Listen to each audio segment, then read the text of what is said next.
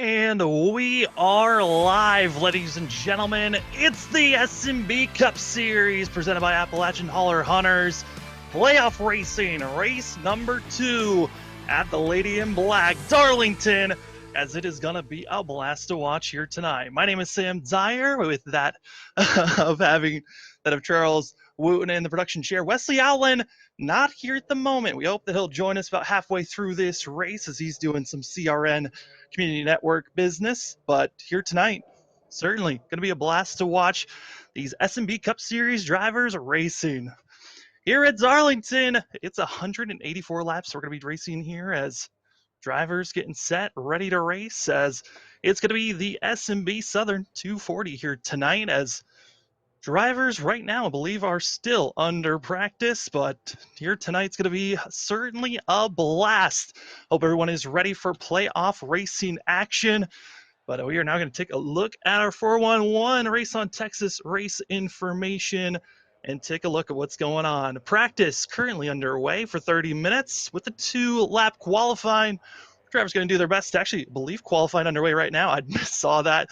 My bad, as practice is over, qualifying underway, and we were going to be racing for 184 laps here tonight, meaning these drivers have a marathon. We have been talking to the drivers all week long, and all I've been hearing is it is loose. The driver's going to be dealing with a lot of tire wear and losing grip quickly, as we'll see what the weather is like for these drivers. A lot of the drivers have been worrying about how is the racetrack going to be evolving here tonight from daytime to nighttime, as right now outside temperature going to be 87 degrees with track temp 92. It means it's going to be slick. It's going to be hard to handle, but mostly cloudy. It's going to help that track temp cool off at times. Once the sun starts hitting that track, it's going to ramp it up until we get to see the lights turned on, nighttime striking, and these drivers already underway. Like we said, it is playoff racing, and that means that we're going to be seeing these drivers having the pressure on. Last week at Martinsville started off the playoffs with some drivers we thought were going to be showing up, probably keeping a good stint for themselves, like Braxton DeWeese or that of Jacob Grant, but that just wasn't the case. A surprise winner, a driver that came into the playoffs outside of the cut line, Eric Stamp, getting the win and automatically locking himself into the round of 8. The pressure's off for that 69 machine, but everyone else, they still feel that pressure. Here at Darlington, it's really an unknown. The track name Too Tough to Tame, because 2 corners, very different. Corners 1 and 2, a lot more wider. Drivers are going to just have to let off the throttle, let the car move on its own. But through 3 and 4, you got to get on the brakes, get on the binders, slow down, because it's a lot narrower of a corner, and drivers are going to be finding themselves bobbing up and down.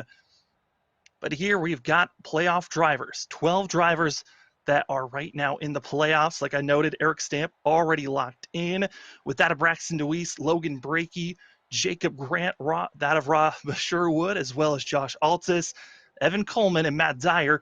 Those are your 8 drivers that are inside of the cutoff line. Outside the cutoff line, looking in, Caleb Smith, Ross Tatum, Christian Gardner, and Thomas Fisher. Fisher, one driver to give note, he missed last week at Martinsville. He has now put himself in a giant hole where he's going to have to win to most likely get in either this week at Darlington or next week at Las Vegas, as the drivers are finishing up qualifying here in the next minute or so.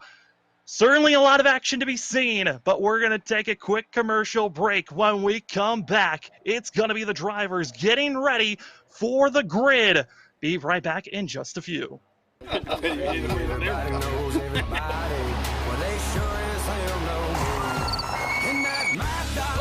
Look how wide that deer is.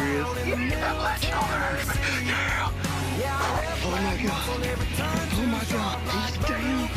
He's down. Hold him up first, huh? Can you hold him up? Son, what do you think about that?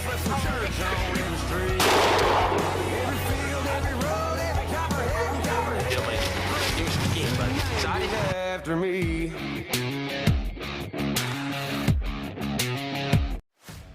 Chrysler, Dodge, Jeep, Ram, right? Our Ram trucks, truck of the year, amazing trucks. We have fun Jeeps, and then the exciting Dodge and Chrysler products. Lots of performance there, lots of excitement there. They've done a great job in really creating a full scope product line that could suit everybody's needs. Whether it's a family vehicle or a fun vehicle or a utility type vehicle or a big truck, we've got it all for our customers.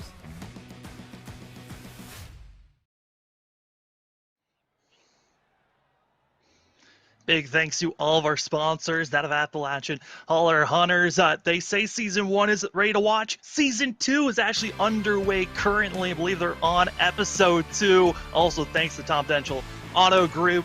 You see it now. Drivers gritting up and getting ready to get rolling here for 184 laps for the SNB Southern 240. 184 laps, that is a long race, but we do have our competition caution. We'll touch on that more, but on the starting row 1, Braxton DeWeese getting the pole position with Ross Tatum to his outside. Both these drivers going to be one of the favorites to watch out for. Tom Bourne in third, starting out row number 2 with Jacob Grant. Tom Bourne, one of those drivers that's looking to have a great showing here.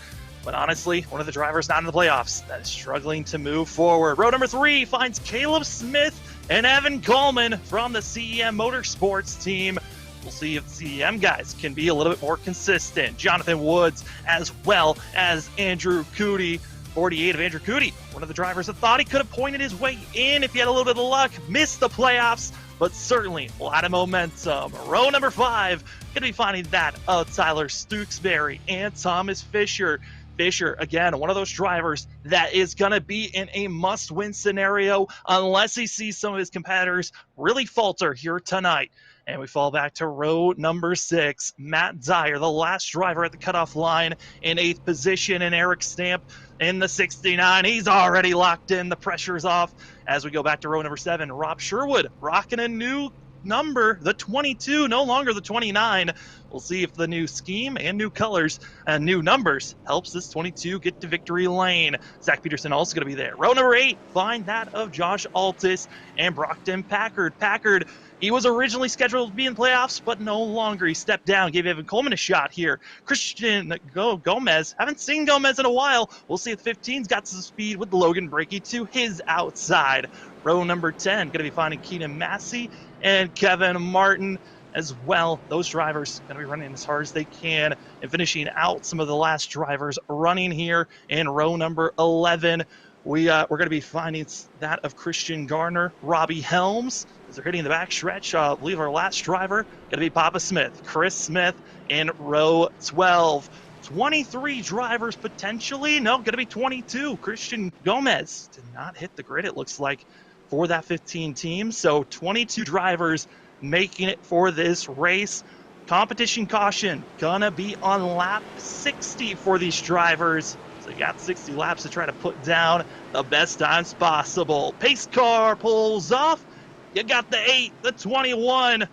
Playoff contenders, you could say rivals, getting prepared and ready on the front stretch. We wait for the green. Green flag in the air, and it's going to be Braxton DeWeese bringing us to turn number 1. Ross Tatum going to be following suit, but drivers got to get single file quickly. You don't want to stay side by side here at Darlington. It gets quite mixy if you do. That's coming out of the exit of turn 2, still single filing out. Ross Tatum, Tom Bourne, our top 3 going to be the drivers that are going to be pushing the hardest. And watching these drivers all season long and throughout these last couple of seasons, Tom Bourne, Darlington is one of his top 3 tracks. Ross Tatum, this was a course I was kind of expecting to see the 21 have a great showing for himself. And Braxton DeWeese, the man who has been winning practically every race this season, no surprise, he's out up front. Still single file as coming out of turn number 2. Drivers are going to be keeping it close with one another. Right now, keeping single file out. And the question is, when do you want to make your move? Because here at Darlington, a lot of drivers prefer making the move on the entry of turn 1. Some like making the move before they get into the corners. As you're seeing the 54 getting on the back bumper of the 21. And you saw there on the bottom of their screen, on the entry of turn 1, Josh Altus was in pit road. He's already a lap down for the 94. Big issues for Altus. You don't want to be starting yourself in this type of a scenario. Already one of the drivers that was kind of close to the cut line coming into tonight's race, already a lap down. It's going to be a struggle all night long, but luckily there's that comp caution. As long as no one else goes a lap down, Altus should be back on the lead lap as we're moving back up front. Ross Tatum doing his darndest to try to catch up and challenge that of Braxton DeWeese, but already a quick yellow going to be thrown as drivers on the binders, woeing up, and oh no, it's Sherwood flipped over, no hood, no front bumper, major issues for the 21. He doesn't even have a back bumper, as here's our first Pulse Poppers instant replay here for the SNB Southern 240. See drivers very close to one another, jam-packed in the middle of this pack, and this is usually where we see drivers got to be careful with one another, and it's going to be the 46 just stepping out of the way, Kevin Martin, and side by side with the driver that's into the wall himself, and oh no, just caught by the wall and slingshot it up to the sky. That of Rob Sherwood, not the way he wanted his race to start out at all for this 22 team.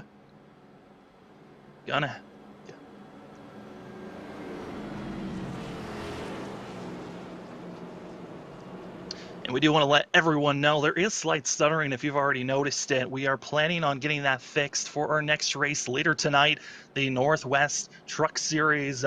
We're so sorry that is on our end. We hope to have it completely fixed once we go to Las Vegas next week for the SNB Cup Series, but we'll do our best to hope that it gets fixed here during this race, but most likely it will not be fixed until our later broadcast later tonight, which, speaking of later tonight, expecting to have a lot more camera work showing, and excited for what we've been building here on LSRTV. Excited to possibly show even more of this if we get the right settings that come around. Might be showing some of these cool tricks that we have been working on later into the playoffs here on the SNB Cup Series. As Braxton DeWeese, Ross Tatum, Tom Bourne, as well as Evan Coleman, and that of Caleb Smith going to be your top 5 drivers that came into pit road all the way back in 14th position. Going to be that of Zach Peterson. As here's one of the fun things that we've been working on side by side. We're riding on board with Braxton DeWeese with our onboard cam, as well as our battle cam on the left. And you're going to be seeing a lot of these cams throughout the night with the side-by-side cams. It's been awesome to work with. Big thanks to that of Carlos Acosta for helping us at LSR TV to get all of these new widgets to be put on our broadcast. And now we get to show them off here for you at the SNB Cup Series as we're back on screen. Like we noted, drivers back in about 14th on back, being led by that of Zach Peterson. Coming in, getting topped off with fuel as drivers only got to run just 4 laps before that yellow came around, and that means the driver's going to be topping off, making sure they've got fuel. That comp caution going to be around lap 60, and the window we were given for their fuel around 38 to 34 laps, but we know that there's drivers out there that are willing to try to stretch it a little bit further. I mean, Matt Dyer, my brother, one of those drivers that we've seen week in and week out, always trying to stretch the fuel as far as it can go. I think here tonight, though, a lot of the drivers' mindset is more of survival. That's that of Rob Sherwood bringing out our first caution after brushing the outside wall and giving us one of our first contacts. Is on board with the drivers up front. Braxton DeWeese, we're out here at Darlington. Some drivers rolling with some throwback schemes. Braxton DeWeese in the 8, he's throwing out an actual Dale Earnhardt Sr. throwback car. This was actually one of Dale Earnhardt's first cars that he ever raced with, and it was that of a green 8 machine. So, I mean, a yellow 8 machine. But just rocking and rolling with some of the throwback schemes out here. You can tell by that of Ross Tatum, he's also rolling with a throwback scheme. Some of the drivers actually out here didn't recognize that it was going to be a throwback type of a night, but coming to Darlington, it's almost expected, and always a thrill to see what the drivers come up with to put on their cars when you come to the Lady in Black. These car lights are off. We're getting ready to go green once again. As Braxton DeWeese, Ross Tatum, going to be your front row.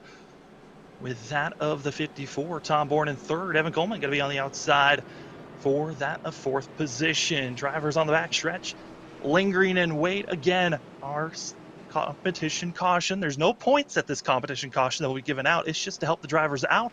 Will be on lap 60. And if we go green till then, pit road will be closed on lap 58. Once the leader starts lap 58, that is. Drivers getting stacked up, ready to go. Pace car pulls off. And we wait. And we are green. It's going to be Braxton DeWeese giving a great launch for himself. And starting off at the start of lap number 9. Do want to give a huge thanks to all those that are joining us. As you can see on our ticker, the drivers in blue, those are our 12 drivers that are in the playoffs. And the driver in green, that of Eric Stamp, he has already locked himself into the next round with the win he got at Martinsville last week. Also, luckily with this caution, going to be putting that of Rob Sherwood as well as that of Altus.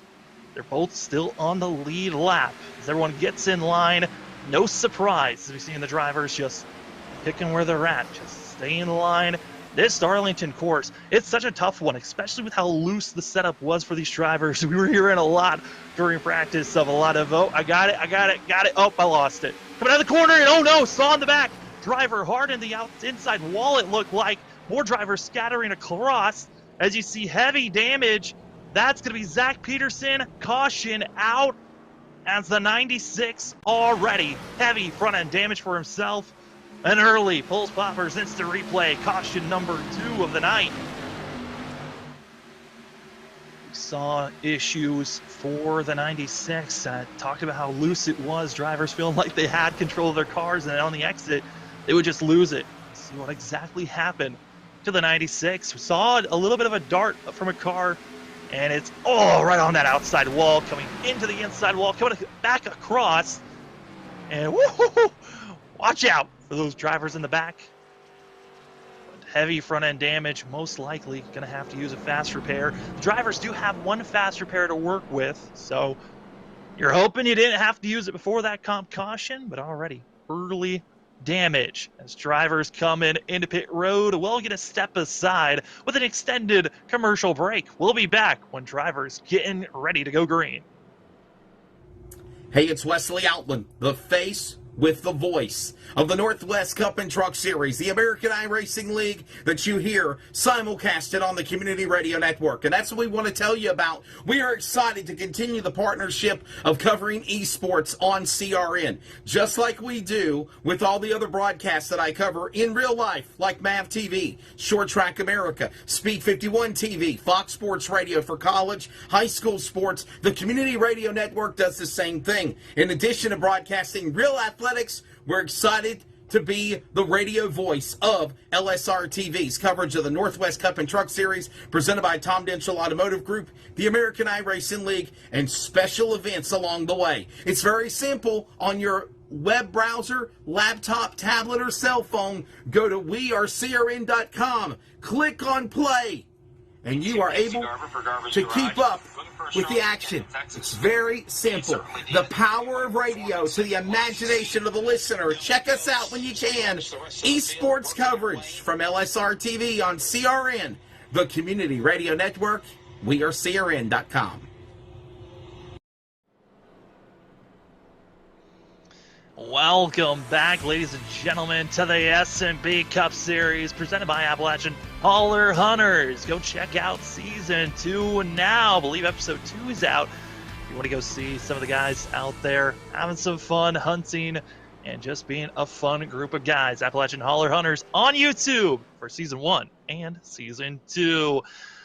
2 cautions already in. Saw that of Rob Sherwood go up in the air with his wreck, as well as we got to see Zach Peterson hard into the outside wall that bounced him, and you see there the scrapes and slides, burnouts from that of the 96. For that of Zach Peterson, though, he is heavily damaged, but he has come into pit road multiple times trying to repair that 96 machine, most likely trying to not use the fast repair too early. But up front, it's going to be that of Braxton Weiss, Tom Bourne, Ross Tatum, Evan Coleman, and that of Thomas Fisher, your top 5. As, looking at the rest of the field, only the drivers from 13th on back have come into pit road to get service done. And they're just trying to top off because there is a competition caution on lap 60. And drivers are recognizing we might need to get all of those comp cautions. A comp caution really going to give a window of, okay, if we've had this many caution laps, how far can I stretch my fuel? That is going to be the biggest thing. You know, fuel mileage at Darlington, when you go green, it certainly can be a factor. But coming into this week, you know, I touched on the fact that drivers felt like the setup was extremely loose. They also touched on the fact because it was so loose, they were kind of expecting a lot of these quick cautions to come out. And maybe once we get past that competition caution, we might see some drivers settling down, but you can just tell it is a handful out there for the drivers in the middle of the pack. But up front, Braxton DeWeese, he's been looking comfortable and confident for himself as the drivers are stacked up in line. Pace car lights are off. We're going this time by, you know, besides fuel, there is tires for these drivers to worry about. They had 7 total, one they start out with at the start of this race, and 6 in pit road if needed. Yes, 6. It's probably the most that these drivers have had almost all season long. No surprise, tire wear if we were green, going to be a major factor for the guys out here. Pace car is off. We are green. Braxton DeWeese right on the loud pedal, and we are green for the SNB Southern 240 once again. And to notify again, the drivers that are in blue, they are in the playoffs. The driver that's in green, Eric Stamp, he's already locked into the round of 8. For these drivers, it's the second race of the round of 12. We had Martinsville last week, here at Darlington today, and we go to Las Vegas next week. A lot of the drivers are going to be around that cut line. They were eyeing Las Vegas.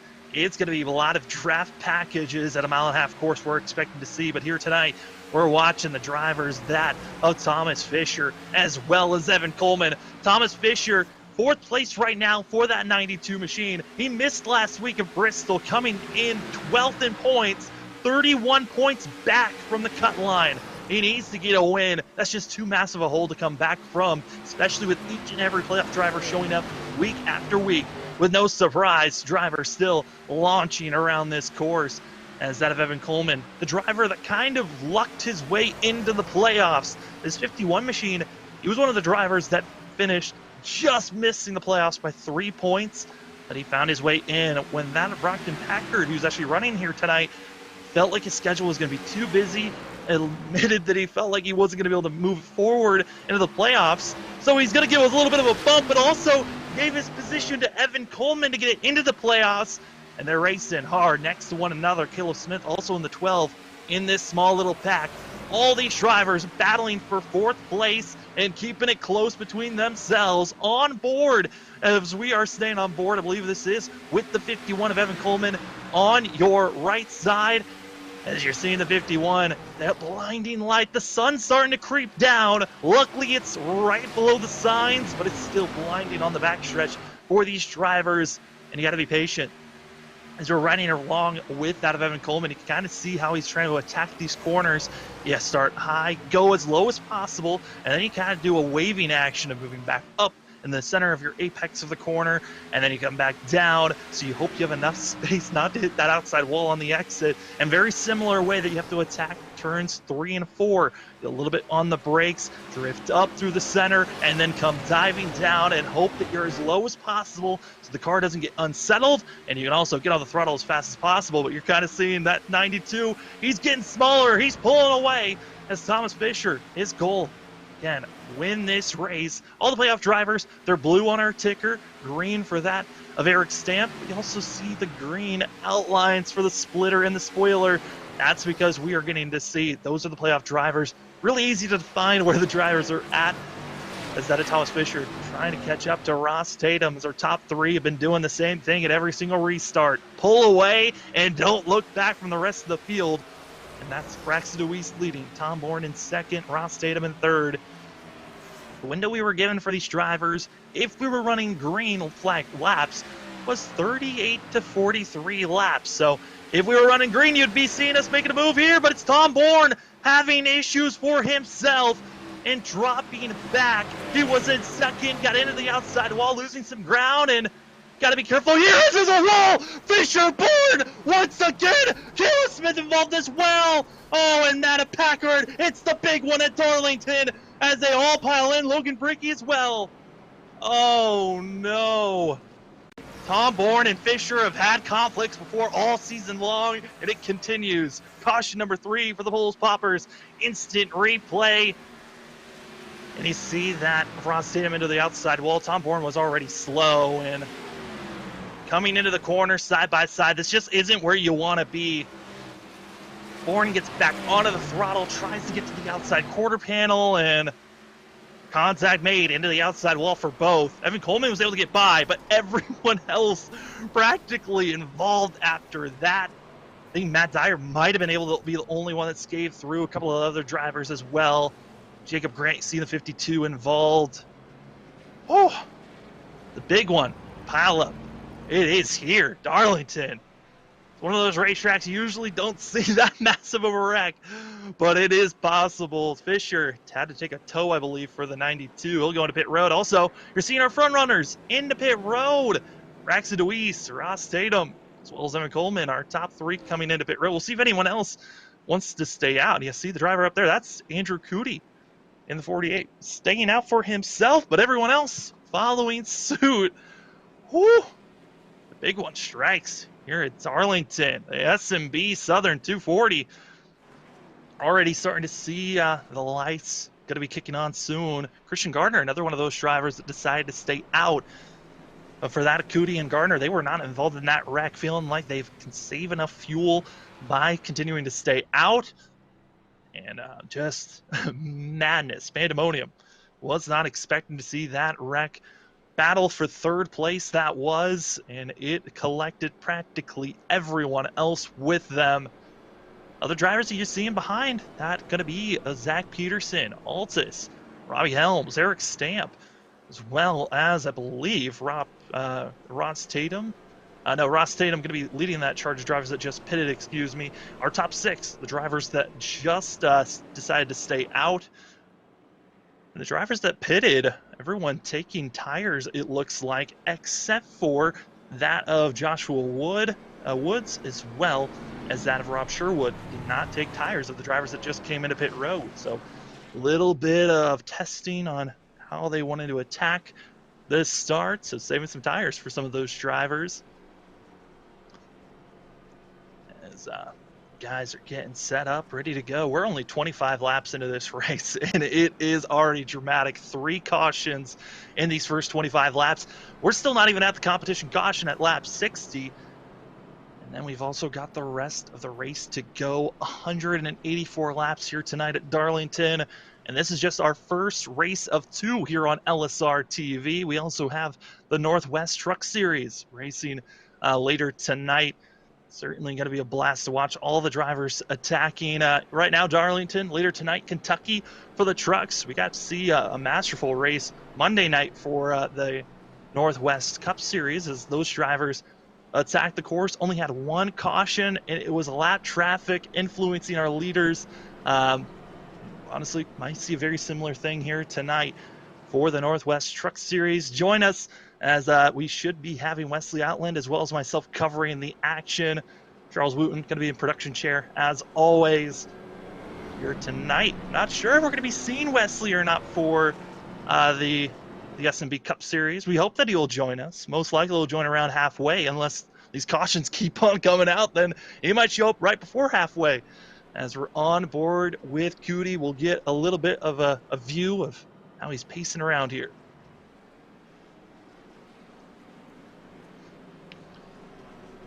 And if you can just see right inside under that 48 of Cootie, you can see Andrew Cootie's Twitch channel as he's live right now, letting anyone who's on Twitch after our LSR TV coverage, go check it out. Go see how this 48 decided to attack this course. And sometimes you might even hear some of the driver interactions that go on each and every day. Certainly going to be a fun one, but you also can see the light. It is just about to be covered by the stands, and it is blinding on the back stretch.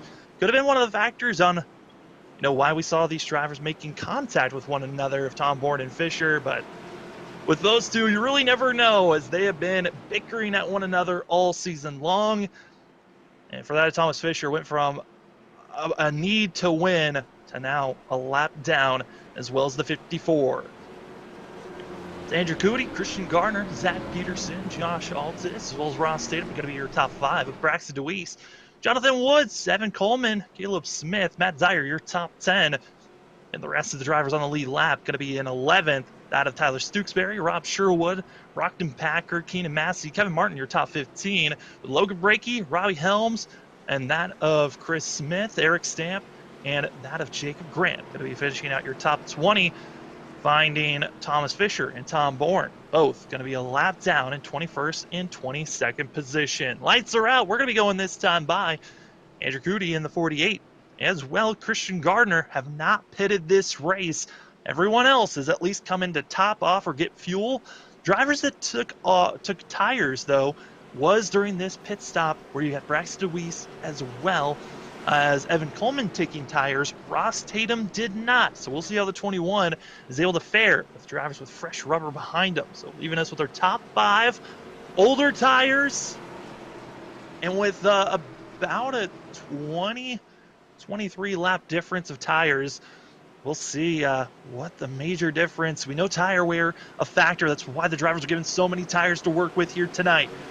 We'll see how well it works off. Pace car pulls off, and it's Cootie giving us the green.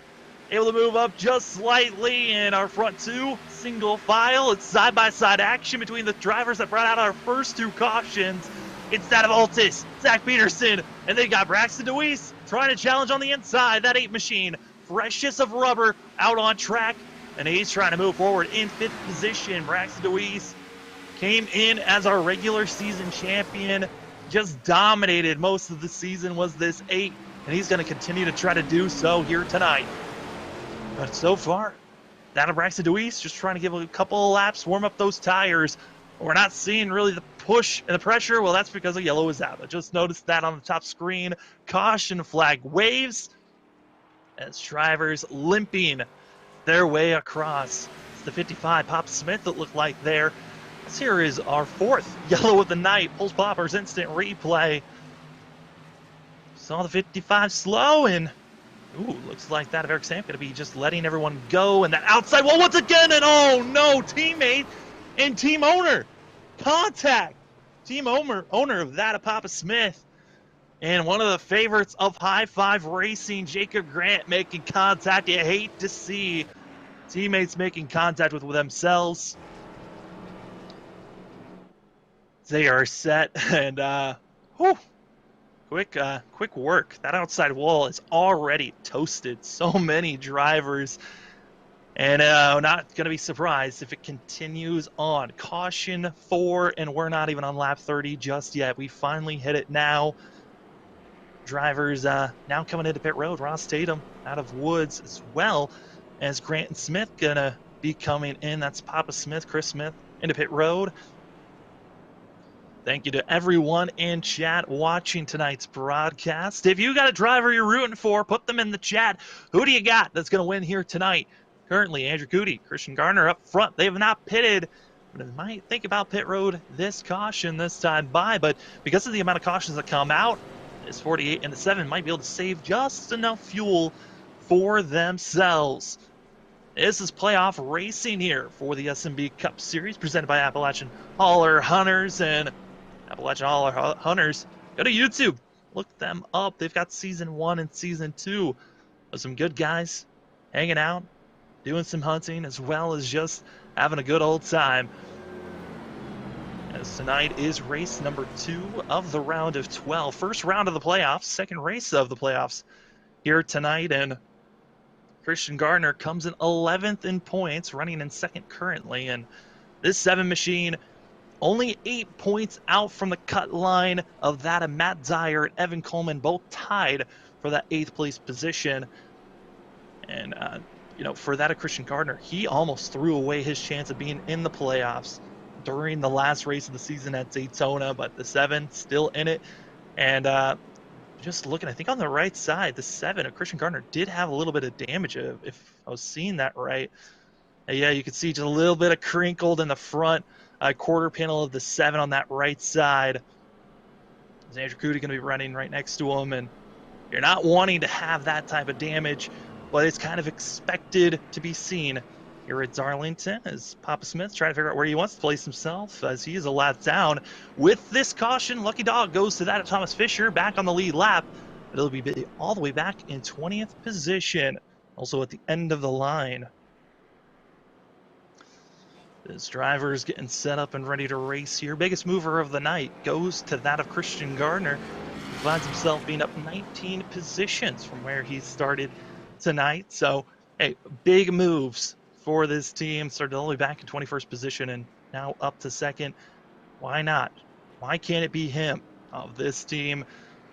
Out of Andrew Cootie, doing his best. He's not part of the playoffs, but why not be a spoiler? And that's what the playoffs kind of gives you. There's that ticket for the playoff drivers. You win, you're locked into the next round.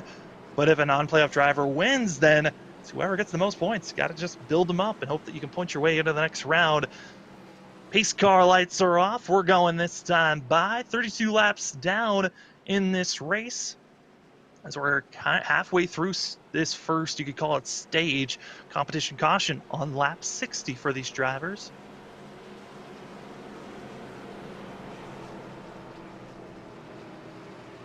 Drivers with the freshest tires going to be that of Braxton DeWeese, Evan Coleman back in fifth, 3.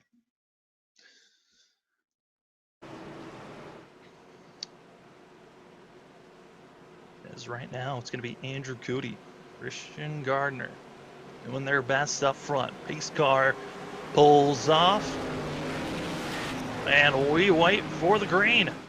The start of lap 33, we are green once again for the SNB Southern 240 for the SNB Cup Series presented by Appalachian Hauler Hunters. Braxton DeWeese able to hold strong. He'll be trying to make a move forward, but it's Andrew Cootie up front holding strong.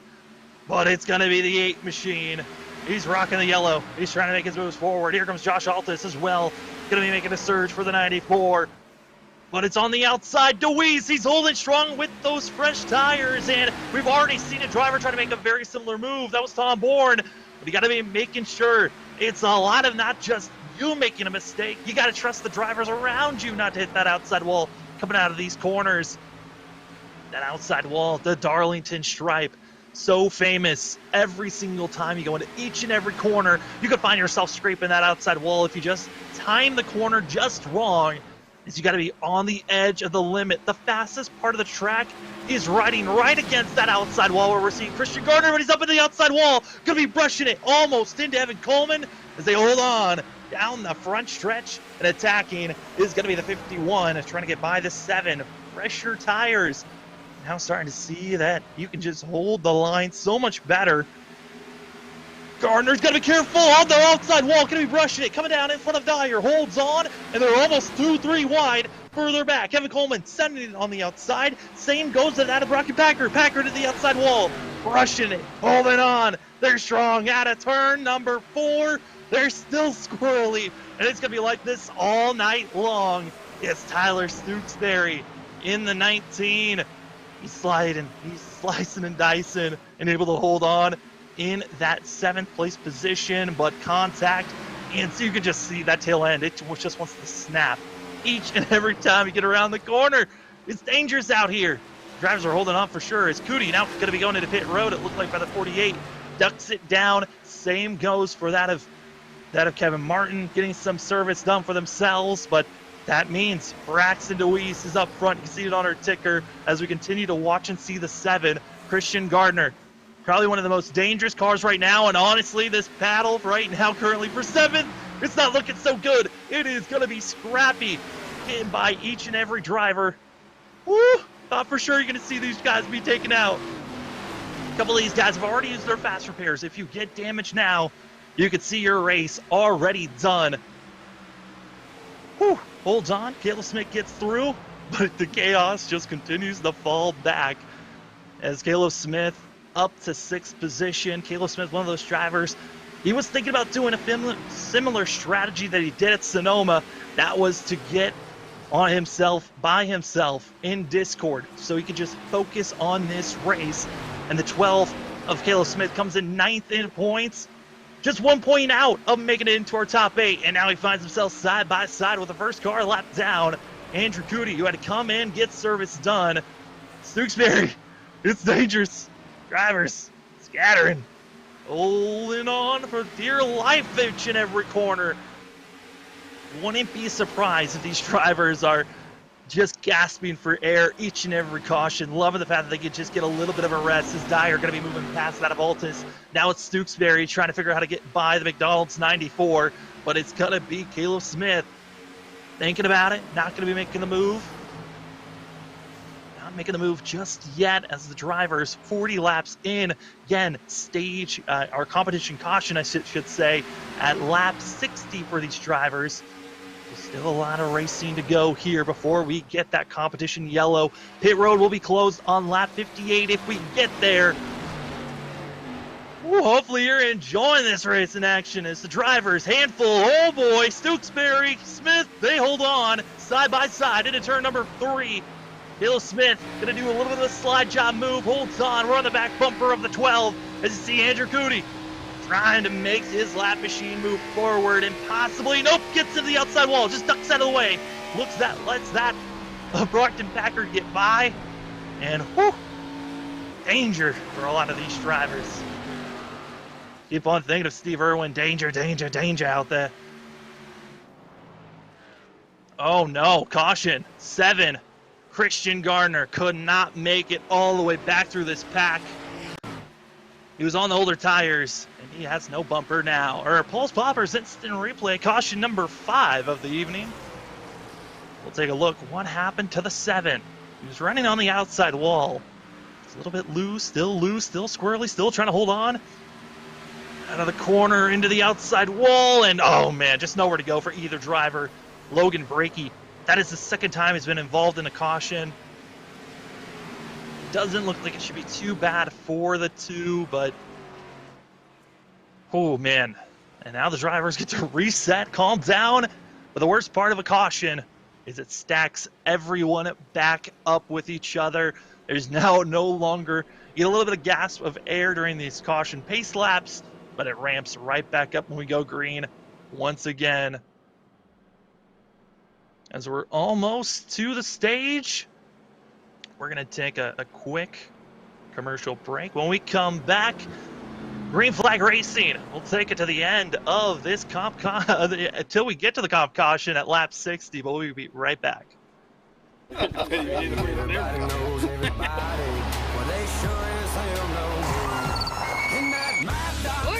Look how wide that deer is. Oh my god. Oh my god. He's down. He's down. Hold him up first, huh? Can you hold him up? Son, what do you think about that?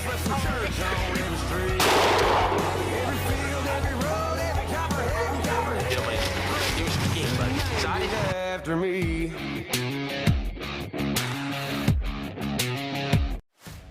Chrysler, Dodge, Jeep, Ram, right? Our Ram trucks, truck of the year, amazing trucks. We have fun Jeeps, and then the exciting Dodge and Chrysler products. Lots of performance there, lots of excitement there.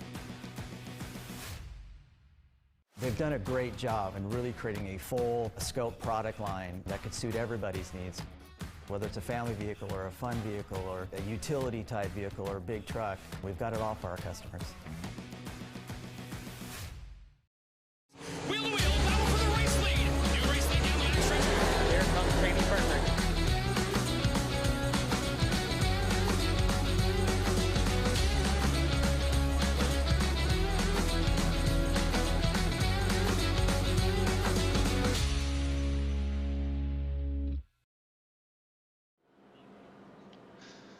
Welcome back, ladies and gentlemen, to the SNB Cup Series presented by Appalachian Holler Hunters. You saw Season 1 on YouTube. The whole entire Season 1 is on YouTube, and Season 2 has just started. We are under our 5th caution of the day of racing incidences, and we're not even at lap 50. It has been a handful of a race. The drivers get stacked up. We get to do this all over again.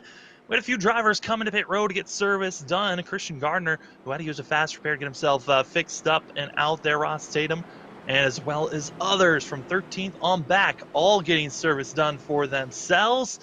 This is Braxton DeWeese, Seven Coleman, Matt Dyer, Caleb Smith, Josh Altus. Going to be your top 5.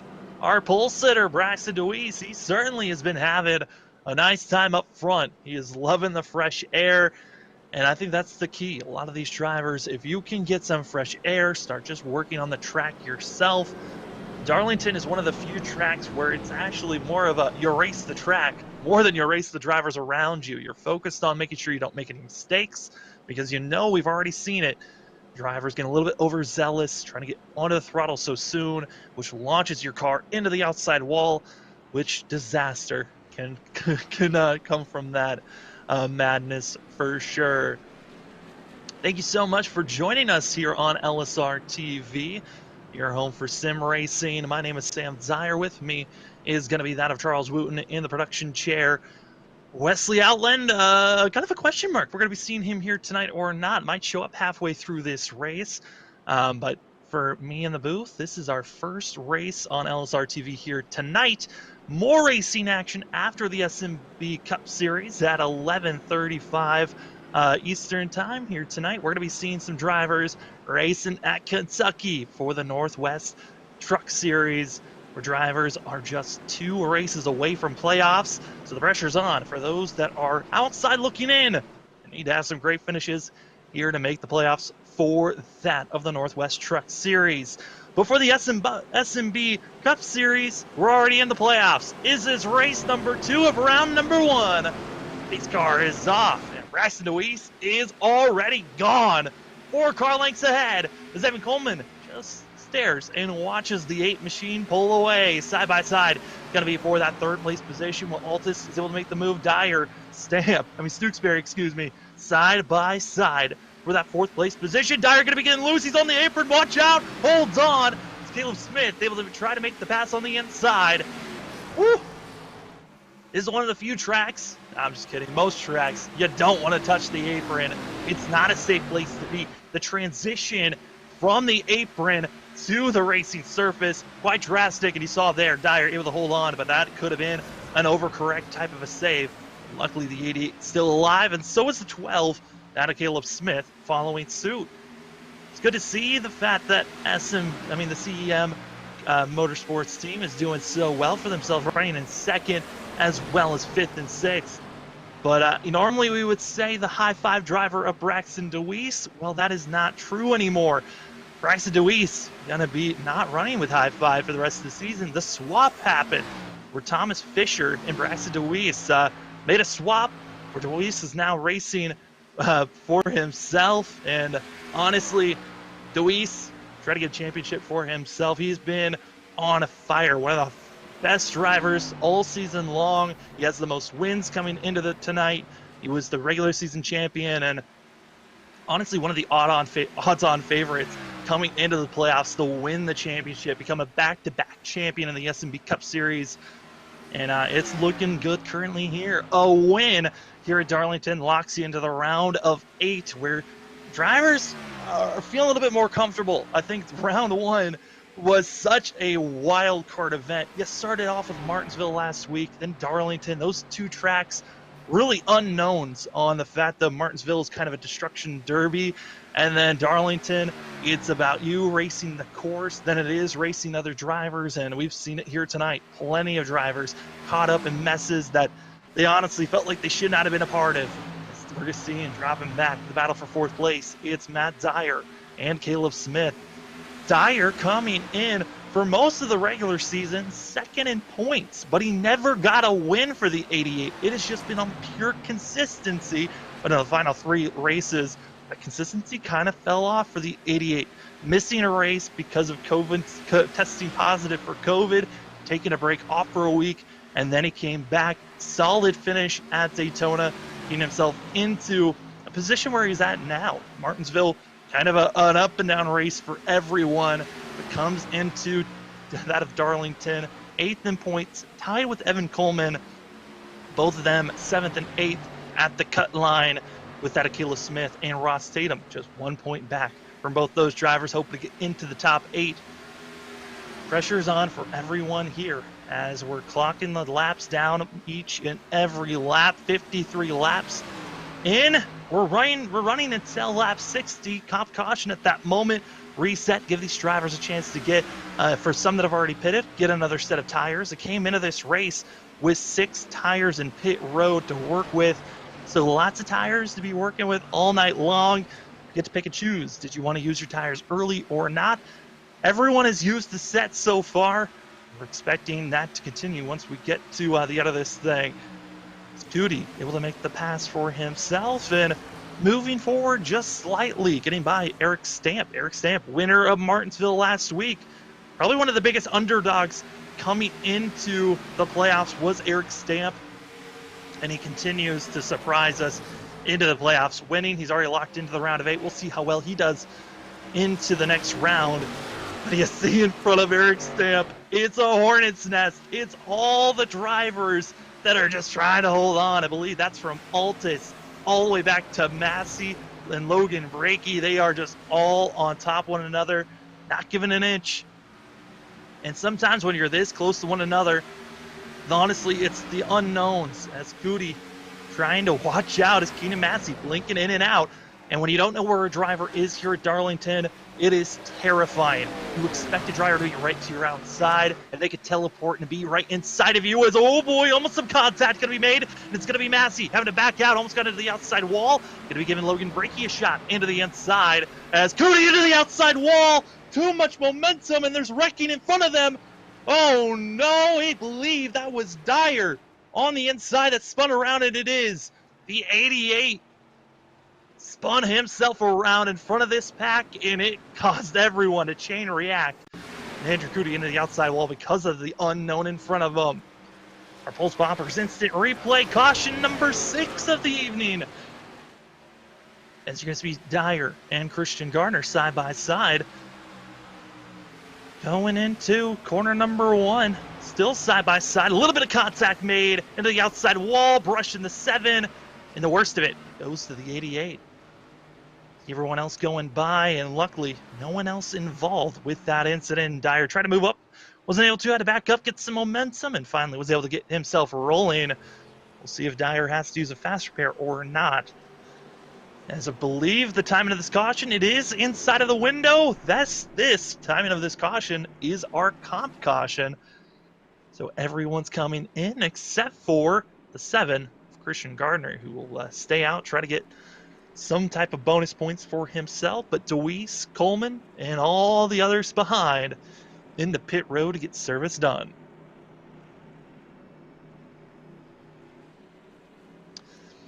As drivers get in, pit stops underway. We're going to step aside for a quick moment. We'll be back for more racing action here for the SNB Throwback 240 for the SNB Cup Series on LSRTV. We will be right back.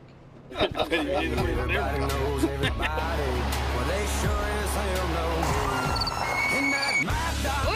Look how wide that deer is. Oh my god. Oh my god. He's down. He's down. Hold him up first, huh? You hold him up. Son, what do you think about that?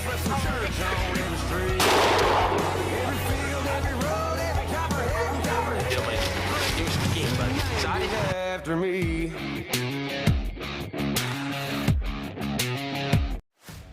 Chrysler, Dodge, Jeep, Ram, right? Our Ram trucks, truck of the year, amazing trucks. We have fun Jeeps, and then the exciting Dodge and Chrysler products. Lots of performance there, lots of excitement there. They've done a great job in really creating a full scope product line that could suit everybody's needs.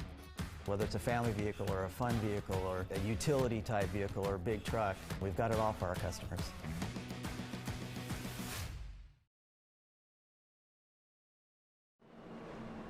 Mics are open. Welcome, ladies and gentlemen, to the SNB Cup Series here for the SNB Southern 240. As drivers have finished their comp caution, we now get to race it to the end for all these drivers. Christian Gardner going to be the only driver that stayed out as everyone else came into pit road, got service done. My name is Sam Dyer. Wesley Outland not able to show up here tonight, but the man that covered for, oh, we do have him?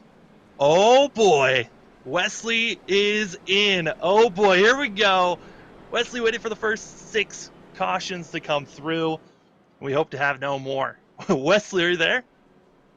I am. What's up, buddy? How you doing? Whew. Well, you missed caution after caution after caution, but our comp caution is now over. 6 cautions in total. A lot of drivers with heavy damage. Some have already had to use their fast repairs.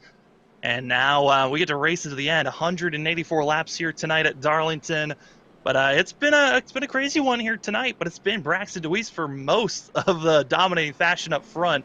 We'll see if Christian Gardner, he'll be able to hold on up front with not pitting under this last caution. And mind you, by the way, that doesn't mean that we might not have any more cautions. We might have more than that. Cautions breed cautions, as they say. So Darlington is a unique racetrack. That's why they call Treacher's Turn 4 now Treacher's Turn 2. The lady in black, the track, too tough to tame. So many nicknames to describe Darlington Raceway. And Samuel, I'm sure you probably reiterated on this, as well as Charles. I'm loving the throwback colors of the cars as well. Yeah, a couple of these drivers throwing some throwbacks. Wesley, you missed some of the drama, though. Tom Bourne and Thomas Fisher bringing out, I believe, our third caution of the night. Wouldn't be a surprise if they made contact with Fisher. Kind of in a must-win scenario. He starts back and forth. Pace car is off. Christian Gardner, Braxton DeWeese, our front row. And Christian Gardner bringing us to the green. We race it to the end. No more comp cautions unless these drivers have issues, as DeWeese holding strong on the outside into turn 1. Unless they get scrappy, as you said, as they work the high banks back up into turn number 1 and 2 up the outside lane. There's that number 8 car starting to pull away. That's Braxton DeWeese in the yellow car. Meanwhile, behind him, battle with Fisher. Here comes Caleb Smith. Tucked down behind him is Stooksbury. Packard up the racetrack to number 7 of Christian Gardner. A little wiggle there, a little smoke. They hold it together side by side for a second as they go to turn 1. You don't want to stay side by side for long through the corners. There's a shot of you as the 7 into the outside wall. And really, it's all about if you get in the outside wall, just try to just stay there. You don't want to add anyone else. Gardner again, hard pounding the wall. And more drivers trying to get by the 7. What a save there. Those guys holding it together, though. They keep it straight and narrow. Christian Gardner up against the outside wall, up against the safer wall barrier. Coleman now goes by him. Joshua Altus in the McDonald's. Batman colors. Remember that car when Bill Elliott drove it? Look at this. Having fun with the retro schemes. Out of Altus. Altus brought out, had issues on the first lap, went a lap down early in this race, then had some drivers bringing out some yellows, getting him back on the lead lap. Altus, one of the drivers that really haven't seen what his pure speed is here tonight, because everyone has talked about throughout the week, this setup has been extremely loose. They're hoping and wanting this race to get under the lights quickly so that the car can tighten up just a little bit more to help these drivers at the end of this race. Field back across the line into 1 and 2 again. There's Altus holding on as they work their way back down out of 4. Start finish line, cross the flag stand there. Altus now after Coleman into that turn. Up the racetrack goes Packard. Packard in the wall. Packard sideways. Drops below the apron. And Coleman and Altus will pass him by 2-on-1. It's honestly center of the corner off. You never know how these cars are going to react. If you are putting too much wheel and turning your wheel too much, you can find yourself getting too loose off the exit of the corner. If you don't turn enough, that outside wall is sneaking up on you. And also on whenever you get it back on the throttle, could be costing you on where your car gets placed. It is a dangerous zone out here as these drivers still rocketing around. Wesley, I mean, that outside wall coming out of the corners is so dangerous, and it's one of the walls that just keeps on. It feels like it keeps reaching out, and it's almost like glue every time you go around these corners.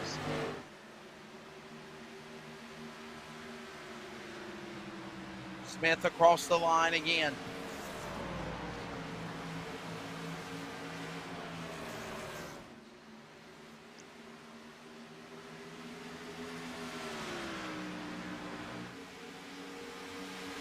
Thomas Fisher in second place. Yep. I was going to say Thomas Fisher in second. Tyler Stooksbury right behind him. I mean, Fisher missing last week at Martinsville put him in such a hole coming into this race. 31 points out, practically puts the 92 in a must-win scenario, Wesley, and quick yellow coming out.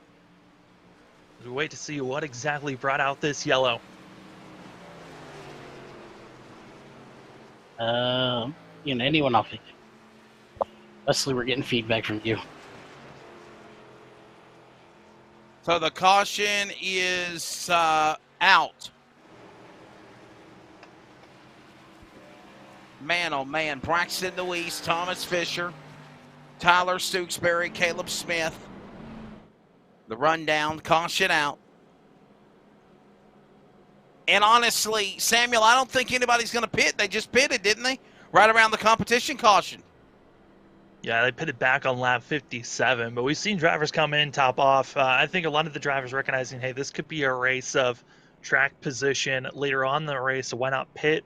Feel like you got a little bit more fuel in the tank, so if some of these front runners come into pit road, you can take that position away from them, and it's going to be a lot of strategy here tonight, especially with the thoughts that it was going to be a long night of a lot of cautions coming out, especially with how loose and just how difficult Darlington can be at times for these drivers. I mean, the racing surface through the corners is so narrow, and just one slip up could cost you, someone else. And coming into pit road, I'm all right with the call early on. If you're one of the drivers in the middle of the pack or further back, just gives you a little bit more space to work with when you're trying to cut your way through the field.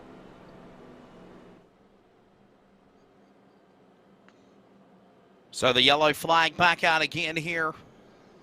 69 of 184 laps in this event. To still a long way to go, mind you. Don't forget tonight, the cast iron outdoor cooking 200 for the trucks. That'll be coming up later on this evening. We'll have it on LSRTV as well as on the Community Radio Network. Yeah, that truck race, I'm excited for it, because if it's similar to the way the Cup race went, they were green for most of the race until we got to see drama with our leaders and also loud traffic. We'll see if that's something similar we see tonight for the Truck Series or not for the Northwest Truck Series.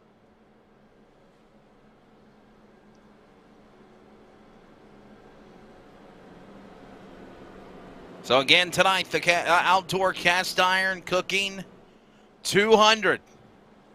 That'll begin at 11:25 Eastern, 8:25 Pacific on LSR TV as well as the Community Radio Network. And Samuel Dyer will be joining us on the enhanced broadcast as our colleague, partner Greg Rent's taking off for a couple of weeks. We're under the yellow flag.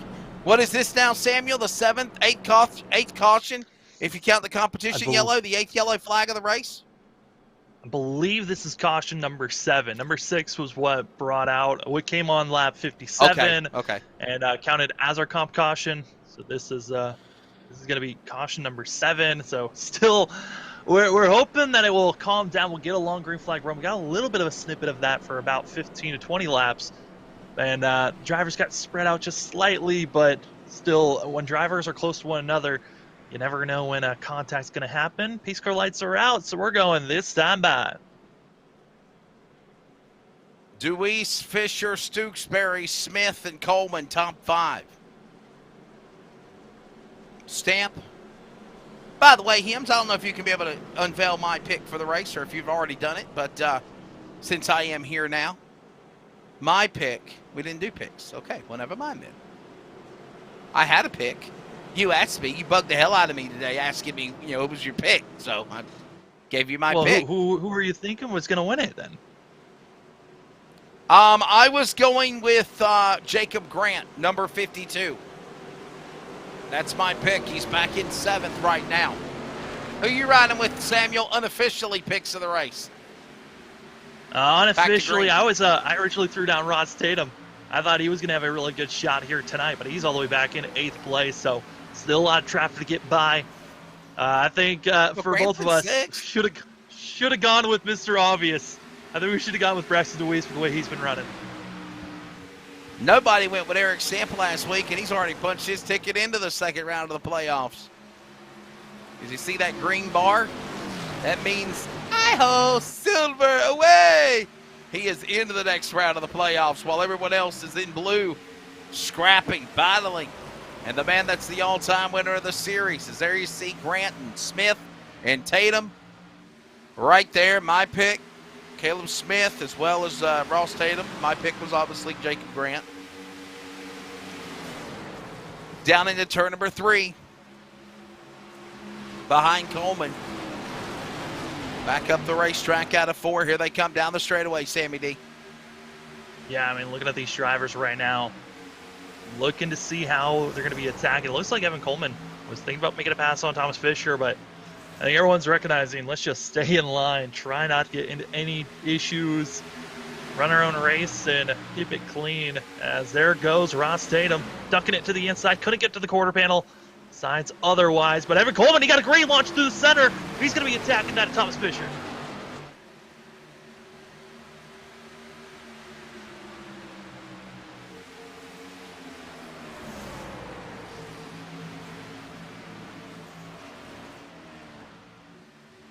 Oh, Fisher close to the outside wall, going to give a little bit of space. Ooh, almost some contact, but Jake Grant lingering behind, just waiting to pounce on whoever decides to move backwards.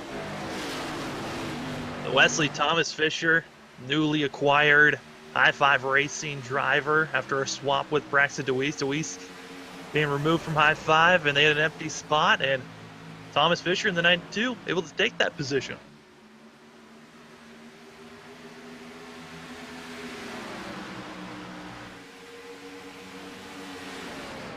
'76 of 184.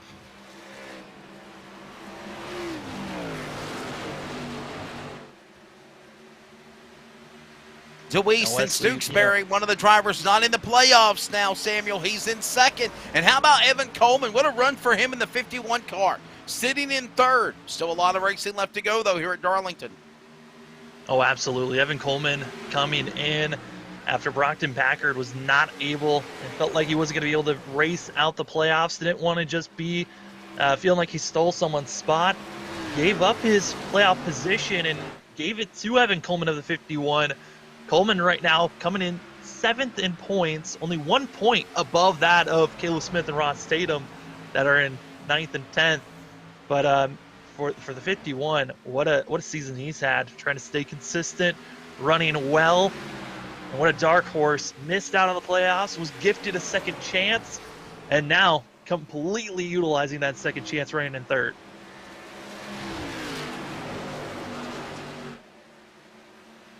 $184 laps the distance here at Darlington, round 2 of the playoffs. Season 3 SNB Cup Series. DeWeese, Stewksbury, Coleman, Fisher, Grant, top 5. Smith, Tatum, Stamp, who's in the next round of the playoffs with a win last week. Cootie, Dyer, top 10. And how about this, Samuel? Matt Dyer, your brother, on the outside looking in, but, well, actually he's on the bubble, if you will. He's in the next round, but he's obviously got to have a good finish to advance for these next couple of races. Yeah, Matt Dyer tied with Evan Coleman, who gets into the wall, the 51. Just a little bit too aggressive into the corner, and that's one of the things here at Darlington is you might feel comfortable. You might have felt like you found a little bit of a cushion with the grip you had with your tires, but once you just hit a certain mark, it just gets worse and worse. Coleman once again into the outside wall.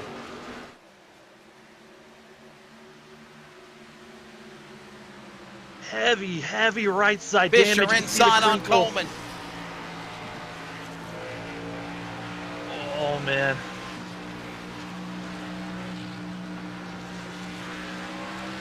Hey, Samuel, didn't you said you're riding with the Matador? Oh, Ross man. Tatum? I mean, Ross Tatum. The reason I was picking with Ross Tatum, it just seems like when there's races where there's a lot of cautions and the car's just a handful, the 21 just seems to sneak up at the end. I thought for sure he was going to be one of those drivers to watch out for. He qualified you see second. What kind of, yeah. You see what kind of paint job he has, right? The famous paint job of the Matador from the Hueytown, Alabama game of Bobby Allison. Oh, yeah, I mean, everyone throwing out their different schemes. Evan Coleman's scheme also looking like an old Mark Martin scheme when he was rolling with Hendrick back in the day. Got it going on for sure. Contact. Oh, here we go. Not yet. It was getting close. Altus and Smith.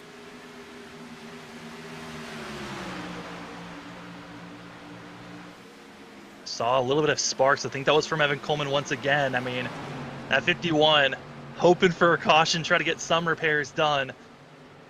But this course, it's not a half a mile. It's less than a half a mile. It's a little bit, it's not considered a short track, but it's one of the more difficult tracks on the racing surface, that's for sure. Oh, man. Looking at how these guys are going, it is going to be a long night for all of them as Caleb Smith looks like his tires might be shot. He's dropping back. Ross Tatum up to 4th place now after getting by Coleman as well as Altus. Next on his list is that of Thomas Fisher in the 92.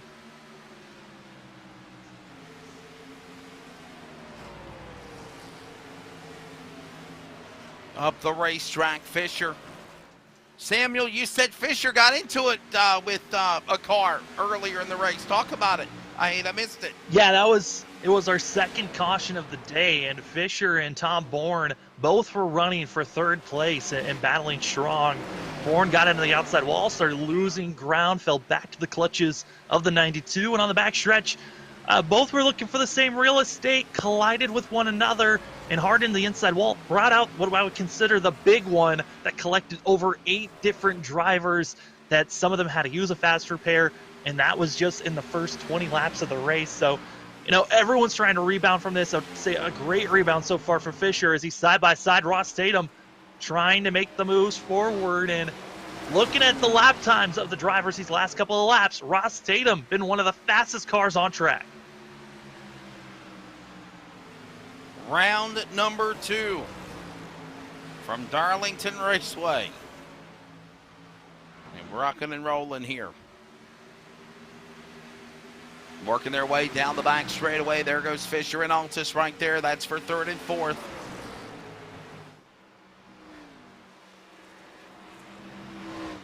And there is our multi-camera coverage.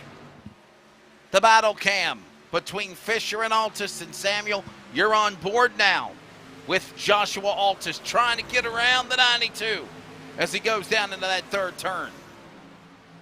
Yeah, Darlington showing how difficult it is to run. get by the driver. And oh, contact made! Oh! Down the back stretch, down the Boeing back straightaway. And he clears him. And here comes also Ross the Boss Tatum to clear Fisher in 92. And it just shows in one fell swoop, you could be running in 3rd place and drop back to 5th in just a blink of an eye. Just tapping that outside wall. Also made contact with Altus, but Altus looking like he continued to run. Not really hurting the 94 at all as they continue to ride around the Hornet's Nest. Now back here in 9th place. Wesley Rob Sherwood changing numbers on us. He went from the 29, he's now the 22.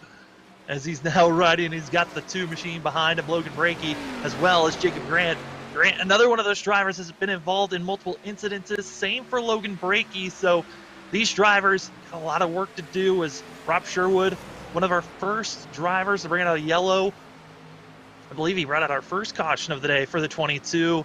Got loose, got into the outside wall in turn 1 and 2, and actually got hung up on the outside wall, and it kind of catapulted him into the air and onto the apron. But 22 rebounding, currently in 9th place, going for a top 10 finish for himself.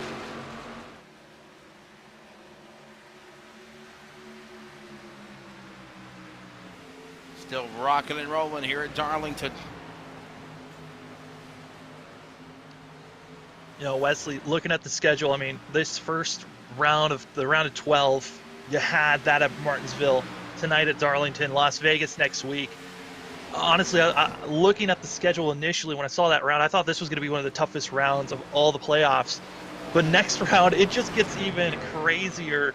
Starting off for the round of 8, it's going to be at the Roval at Charlotte, and then we go to Talladega and Phoenix. I mean, 3 courses where it is going to be a handful. Phoenix an unknown of if it's going to be a wreck fest or drivers holding on. Talladega Super Speedway Racing, we've already kind of got a glimpse of that twice this season at Daytona twice. But now we get to go to the course where you could see anywhere from 2, 3, sometimes 4, 5 wide racing action. Should be fun. We'll have it along the way. It's what in the world? Somebody's talking about eating something. Hims is talking about eating something. That's all I know. Oh, well, hello, sister. 93 of 184. Yes. All right, Cruising Sammy along, D, Wesley. looking good. Do what now? I mean, this is probably one of the best runs we've had all race long. I think the biggest thing is we're starting to see drivers having some spacing for one another, and yes, you're showing up. And I think drivers also the change of mentality from having that safety net of a fast repair to, oh, I don't have one. I've got to make sure this car survives to the end of the race. And by the way, we just passed halfway on lap number 92. Let's give you your full-field rundown as things have kind of settled down a little bit, if you will, as we were talking about the 23 cars on the racetrack. Braxton DeWeese leads the way. Joshua Altus up 13 spots in second. Tyler Stooksbury third. Thomas Fisher is fourth. Tom Bourne is fifth. Evan Coleman, Caleb Smith, Rob Sherwood, Keenan Massey, Logan Brakey, top 10 at Darlington and just after halfway. Ross Tatum, as well as Jonathan Wood's going to be going into pit road, getting service done for themselves. But finishing out the rest of the order, 11th, Jacob Grant, with that of Robbie Helms, Matt Zier, Eric Stamp, and Christian Gardner finishing out your top 15. With Zach Peterson, Papa Smith, Chris Smith in 17th, Ross Tatum in 18th, that of Woods in 19th, and Kevin Martin going to be in 20th position. And the rest of the rundown, including Andrew Cootie, 15 laps down, 18 laps down, Brockton Packard. And finally, Christian Gomez. Haven't mentioned his name in a while. He is not on the track as well. I think he's a scratch, actually. So there you go. Halfway. Samuel, what do you think we're going to see in part number 2 of the wild one here at Darlington for the SNB Southern 240? And you seeing green flag pit stops going on now. Well, it's all on strategy on this point on how drivers are going to be attacking. We were given the window of these drivers around 38 to 43 laps on their fuel cell, but the biggest thing that we weren't sure about was tires. I felt like some of the drivers felt like tires was going to be more important than fuel, as they were given 7 sets in total, 6 in pit road, and the set they started the race off. A lot of tires to be used for a 184-lap course, but you know, if you feel like, hey, if pitting more gives you a better shot of utilizing your tires to the maximum ability, go for it. But I feel like most drivers, their goal is to figure out how to save fuel so they can out-strategize the 8 machine and get a win here.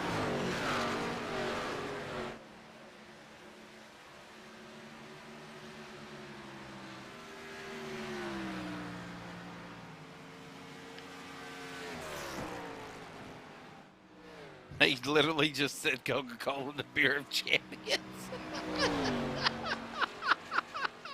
Oh, my goodness. Oh. You know what, Samuel? I'm just glad. I'm just glad that this is the last night of working with him in the beginning and his crazy shenanigans. Oh, you never know what you're gonna get. The beer of champions. Oh, wow. You know. There's Altus, and there's DeWeese. I can't even tell you what Hims is doing to us in our ear right now. It's the Thomas Fisher. Tyler Stooksbury there. And we have approached lap 100 here at Darlington. The lady in black. Side by side, so you don't miss a thing. You're fired. We don't have side-by-sides yet. That's just something that Charles has got to work on amongst all the other cool things that he's worked on along the way. So, Saw Blade top 5, top left down the screen. There they are. And I was about to say. There they are. Deweese, Altus, Tewksbury, Fisher, and Bourne. We'll thank our sponsor, Appalachian Holler Hunters. And we'll come back with more from Darlington, LSRTV. The playoffs. SNB Cup Series and Braxton Deweese in P1. Everybody knows everybody. Well, they sure as hell know me. Look at that. Look how wide that deer is. Oh my God. Oh my God. He's down. He's down. Hold him up first, huh? You hold him up. Son, what do you think about that?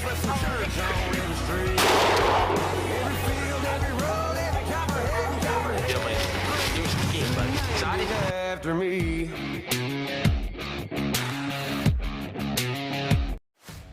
Chrysler, Dodge, Jeep, Ram, right?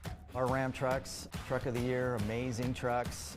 We have fun Jeeps, and then the exciting Dodge and Chrysler products. Lots of performance there, lots of excitement there. They've done a great job in really creating a full scope product line that could suit everybody's needs. Whether it's a family vehicle or a fun vehicle or a utility type vehicle or a big truck, we've got it all for our customers.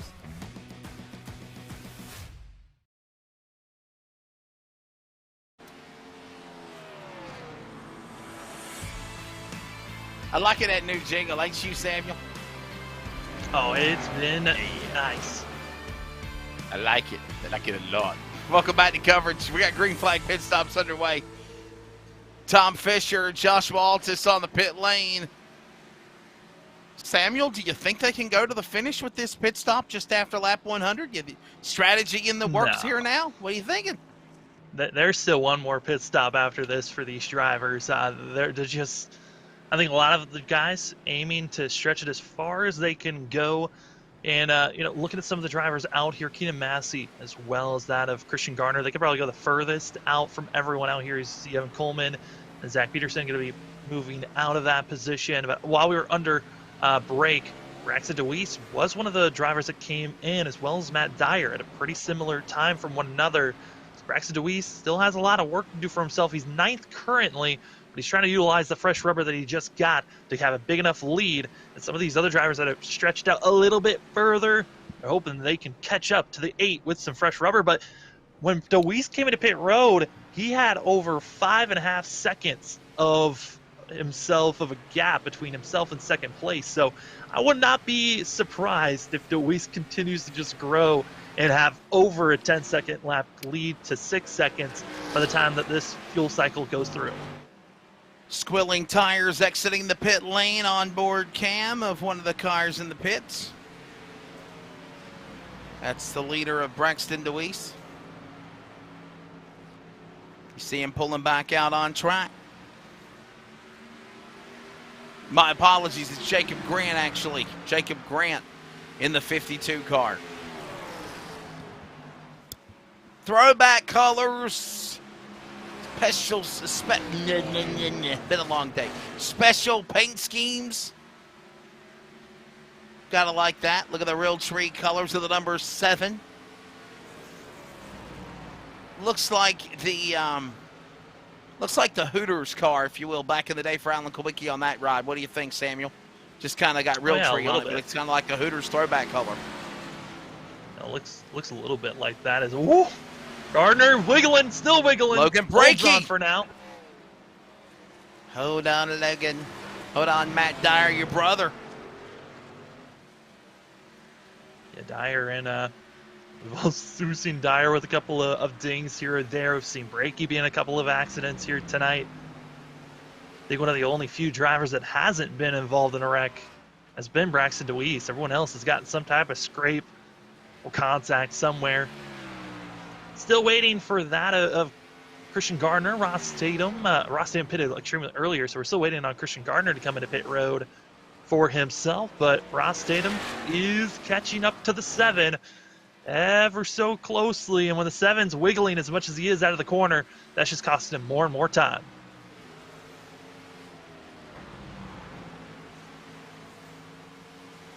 Tatum in the 21.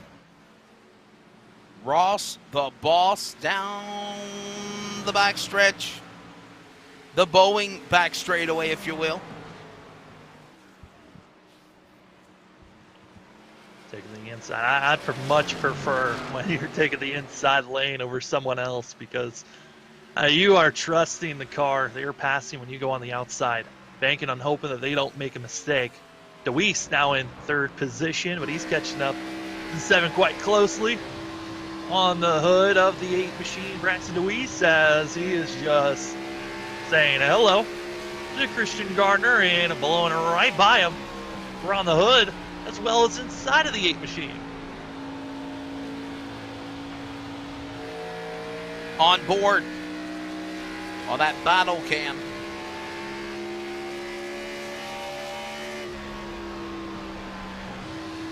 While that goes on, running down the front two is what we're being told. Braxton DeWeese. Braxton DeWeese Racing. Look at that logo on the BDR number 8 machine. I'm digging that, the flames. Braxton's got his own race team now. Whoa, no! Contact, Robbie Helms. No! Oh! And Tatum just like that from the lead. What a save. Back to second.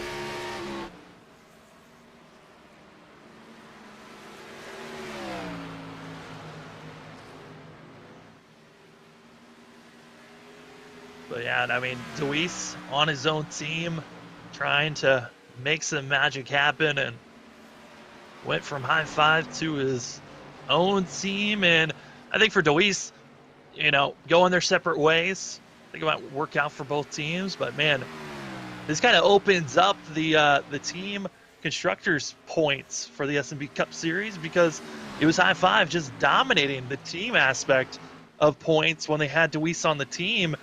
Now it's giving an opportunity for CEM Motorsports to try to make a late surge in the playoffs, to try to take the team championship by the end of the year.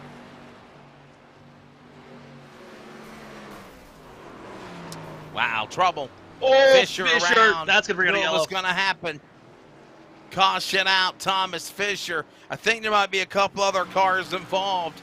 And the SNB Southern 240 goes under yellow again. Well, the camera just showed the 92 of Fisher wrecking. And there's more cars here. Let's watch it. High above. Remember, all aerial coverage brought to you by AAP. I didn't say AARP. I said AAP. All American Pools. And watch this, Samuel. It was Thomas's fault. What the world? Woods. And that's how most of the wrecks have been all night long. Is someone getting to the outside wall and either taking yourself out or taking others. Is that the Domino's car? I don't think it's Domino's car, but that was Jonathan Woods that got into the outside wall for that 10 machine. What do they call that? The yin yang on the car? Matco tool. How the hell do I get Matco tools compared to Domino's? Very similar blue and red scheme, but yeah. I'll tell you the reason why. I'm hungry.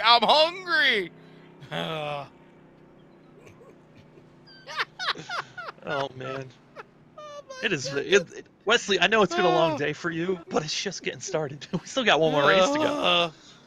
Yes.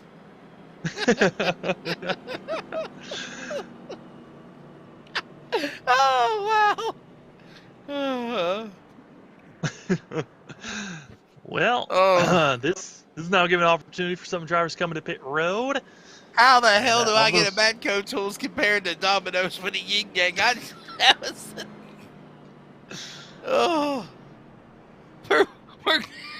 Let's go to break before I get fired. Back with more in a moment. LSRTV. We do got cars in the pit lane. We'll cover the pit stops when we come back.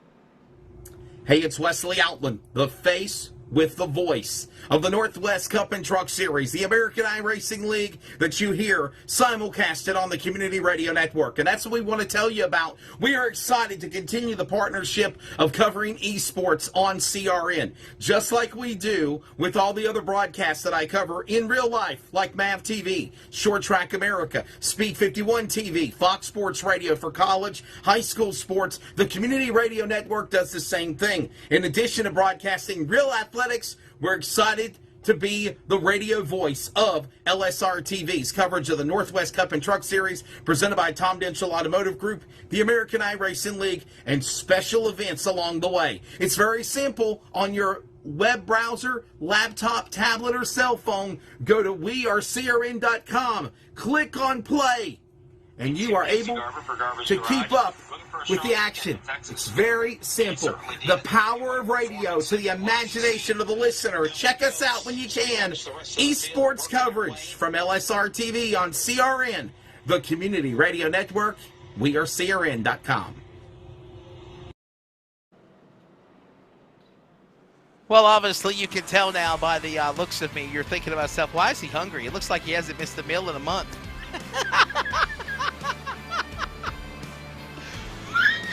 You can keep on thinking that question when you see Wesley later. I've lost weight. I've actually lost weight. Since that video, Samuel Dyer, I lost weight, bud. I did.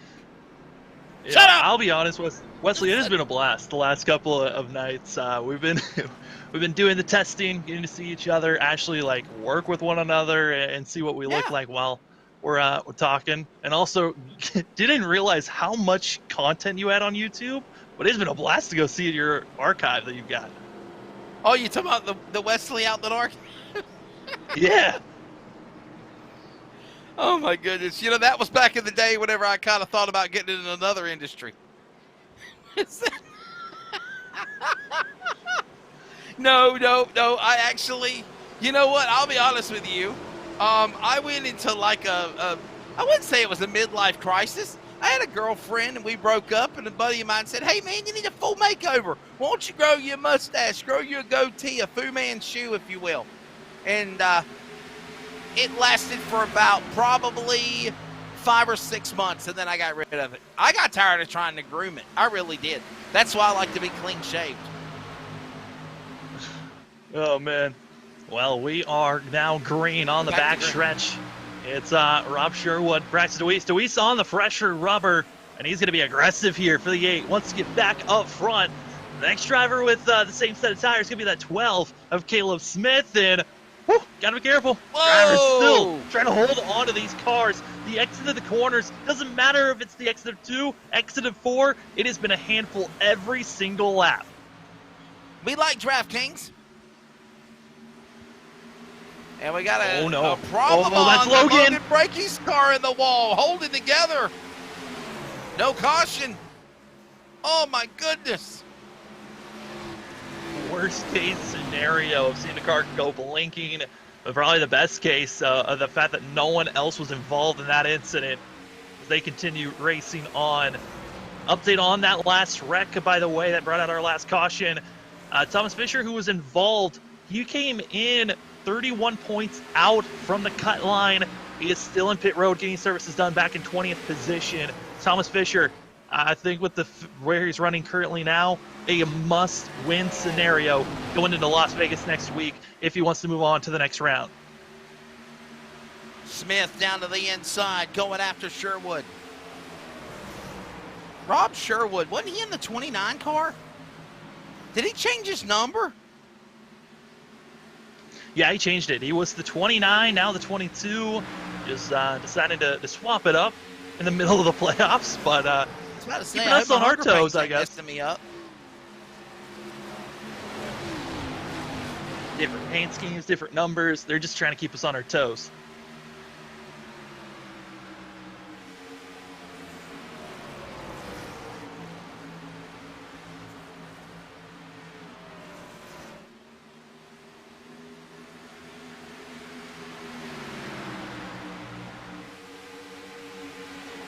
Back straightaway, Altus, there he is, trying to close in on Stooksbury, the driver that is trying to be the wild card, if you will, to just pull some upset wins and go to the playoffs.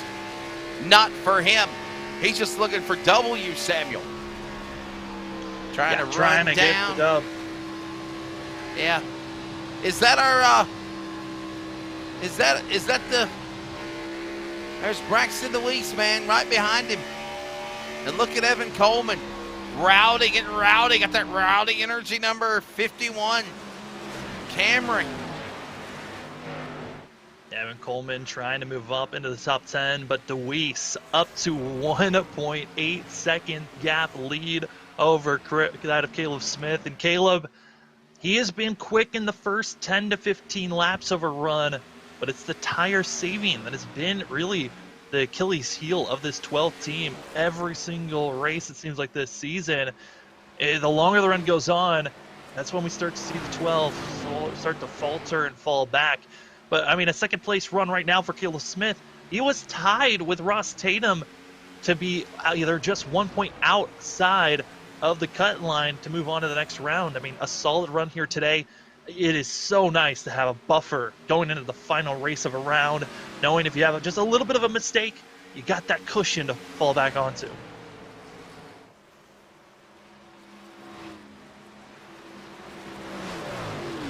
Rocking and rolling, continuing on here. There you see Caleb Smith, Ross Tatum there. Lap 127 of 184. Closing in now on what will be 57 laps to go when they come back to the start-finish line. And we got a problem down below the apron. That's Massey's car, number 4. Keenan Massey off the pace. And no caution. And Massey is, I'm wondering what exactly went wrong for this Ford team. He had just used a fast repair for himself. I'm wondering if maybe there was an engine issue for the 4, as he is just going to crawl his way into pit road. Keenan Massey, a non-playoff driver, but hoping to have a good solid finish to the season for himself, but it's not looking good for the 4 as he continues to go to his pit stop. Hey, what's so funny about Andrew Cootie's onboard camera? Let's take a look at what Andrew Cootie is. I want to see it. Andrew Cootie in his onboard camera. Yeah, Andrew Cootie, and so much for your onboard camera. He's out. Oh, never mind. Hashtag fake news. Yeah, we did that a while back. I think that was around our third or fourth, between our third and fourth caution. I think we took it on board, checking out his on board. Let's get Hims in. Let's get Hims in here because he's been filling in for me. He has not been talking at all. It is. Nope, it's just been me until you hopped in. He should have did it. He said he was. You know he likes to down. Well, come on now. Hims was going to join in the booth, but then you hopped in, so it worked out great. I got to cover 6 cautions, and it was fun. I had to do a soccer broadcast, and the game actually ended a tie on 2-2. I was thinking we were going to go to overtime, and I was going to be like, uh-oh, Charles, overtime, I'll need longer. And they were like, nope, it's non-conference. It's non-conference play. Game is over. Football is over. Football is done. 3 wide in the middle. Oh, boy. Stooksbury. And Tatum, your pick, Samuel, he's up to second now. Wow. Yeah, I would be feeling comfortable and confident for Ross Tatum right now. Stooksbury coming up with some late speed. Been holding on, saving those tires. But biggest issue for winning this race is someone's got to figure out how to stop Braxton DeWeese. Braxton DeWeese right now over almost 3.5 seconds ahead of second place. Ross Tatum, he is on his own zip code right now, just continuing to put lap over lap and just continuing to stretch that lead even bigger. Aerial coverage presented by AAP, All-American Pools. Lap 183, there you are. There they are for second and third. Breaking away, Tatum and Stooksbury. And there was that third different pack now. Coleman now clearing by Smith. You mentioned Bourne and Fisher got into it, Samuel. Bourne's in the 6th spot now in the 54. Yeah, 54 team of Tom Bourne. Just been staying methodically slow and just chipping away each and every lap, waiting until he can start moving forward. I think Jacob Grant, another one of those drivers, I'm impressed in the fact that he's moved up so well. He was involved a lot in those first 4 cautions, just a little bit nick here or there. Again, part of the big one that happened for our 3rd caution of the race, but still coming back as we continue to watch the battle for second place. Ross Tatum, Tyler Stooksbury. That last time by, Stooks about 4/400ths of a second faster than that of Ross Tatum. Still chipping away, keeping it close. But right now, yeah. I think for that of Tyler Stooksbury, he's just waiting for a mistake from Tatum, and then he'll pounce on it, keep close, put the pressure on the playoff driver, try to make Ross Tatum make a mistake. Ross Tatum comes in. He was tied with Caleb Smith, 1 point outside of the cut line. They're trying to catch up to Evan Coleman and Matt Dyer. Good run here. Ross Tatum could be finding himself inside of the top 8 going into Las Vegas next week.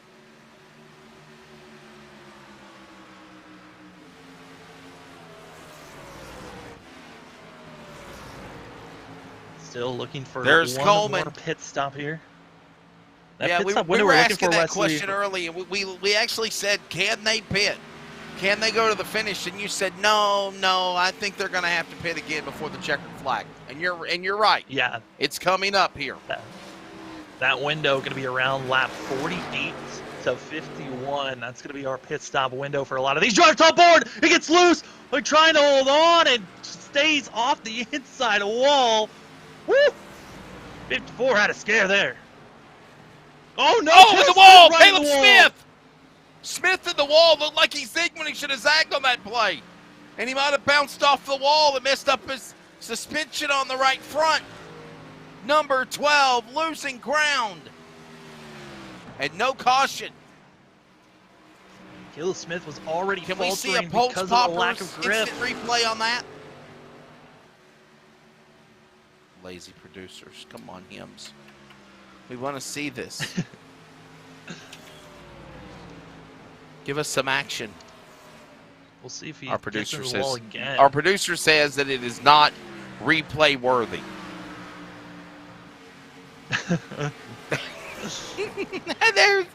There's a Domino's car. I mean, Metco. I'm hungry. It's because I see the McDonald's car in front of him. Listen. How many different fast food chains can you name as under the wall, Altis, and there goes Woods to the inside? So, how many fast food chains can I name? We have to start with Whataburger, Burger King, McDonald's, Panda Express, Bojangles, Starbucks, Golden Corral, Quincy's, Ryan's, In-N-Out, Cookout, Checkers, Rallies, Hardee's, Quincy's, PD Quicks. He told me to tell how many food places could I name without stopping.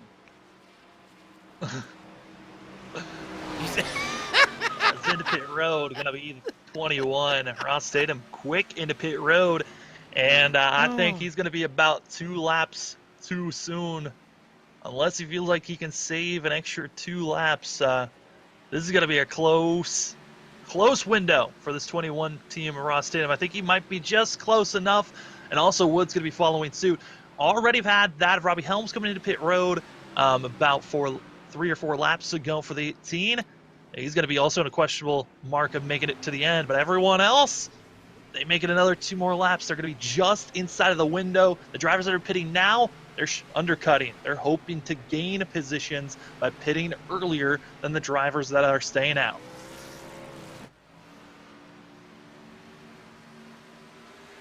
Smoke on one car in front of Stooksbury and Grant. There's my pickies up to 3rd, Samuel.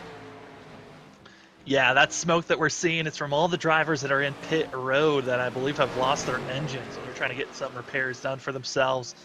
Might have been from Andrew Cootie earlier that just have stayed on the racing surface for now. But Jacob Grant shows a great recovery for himself. And for that of Tyler Stooksbury, what an amazing run for a driver that I know he wanted to be in the playoffs. He was really on the cusp of staying inside of the playoffs with 4 races to go in the regular season, but some real life obligations popped up. The 19 missed some races and now finds himself outside of the playoffs, but still in 3rd place. Great run for himself as Jacob Grant up to 2nd now, and somehow has to figure out how to cut into this 3.3 second lead, 3.5 second lead now of Braxton DeWeeks.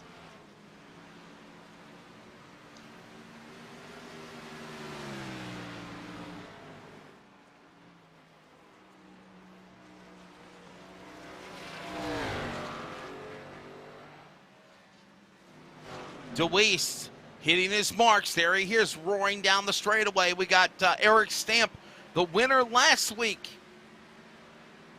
who is into the next round under the pit lane. Samuel, he could wreck, dive bomb, hit the wall, whatever. He doesn't matter. He's going to the next round of the playoffs. He's got that green bar. Yeah, Eric Stamp, winner of the Martinsville Destruction Derby, you could say. Survivor, and also just a great strategy call last week that put the 69 in the lead position. And certainly, what an amazing feeling it must be knowing, hey, I'm locked into the next round. Doesn't matter what I do from here into next week. I know I've just got to prepare for the Roval, Talladega, and Phoenix. Those that round 2 that these drivers are going to go in for the round of 8 to figure out who's going to be in that championship 4 race at Kansas in a couple of weeks. That is going to be a hard-fought 3 races, as it looks like Braxton DeWeese into pit road.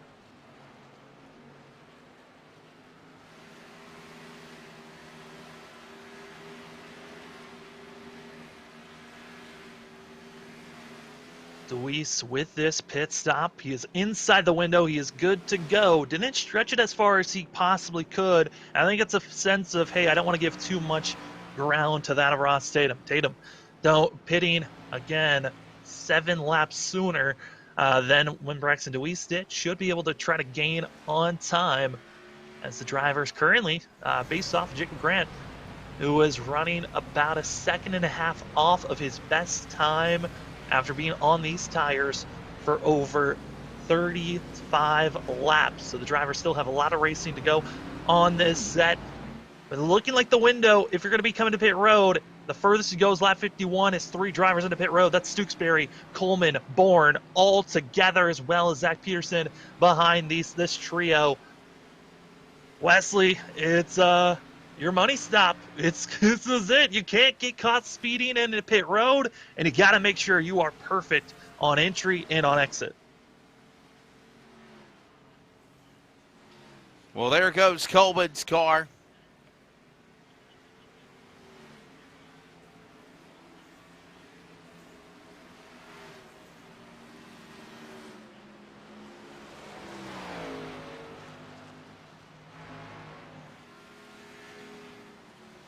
Logan Brakey in second, driver that won the last race of the regular season at Daytona. This 2 gonna be probably the biggest target on the 2's back if he can get to that round of 8.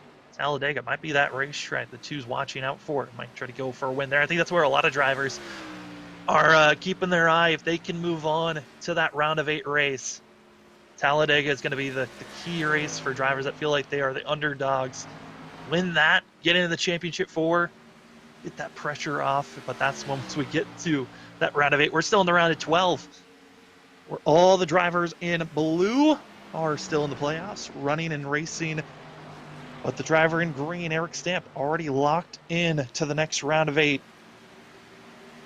As it's Jacob Grant still out on track, pushing as far as he can go, hoping for a caution to come out, which would be putting most of the field a lap down. But as I say that, Jacob Grant slow and going into pit road. My pick is in the AZ wiring cable entry. All of that track position gone for the Ford. And Grant will fall all the way back to, well, he was in the lead, but not for long. Your boy, your brother, Matt Dyer, might lead a little bit, Samuel. What do you think? Yeah? We'll see. That matters on if Dyer wants to come in for Logan Brakey. Both drivers staying out as long as they can. I think for the drivers that are staying out, it has to be a mindset of hoping a caution will come out. But with how spread out the field is, I mean, there's only a couple of spots that might be able to bring out a yellow. As Robbie Helms pressuring the 88. First car a lap down, trying to make sure he can either unlap himself or hope to unlap himself the hard way, as the 18 ducks it low on the 88. Looks like that of Logan Brakey into pit road as Dyer leads this lap.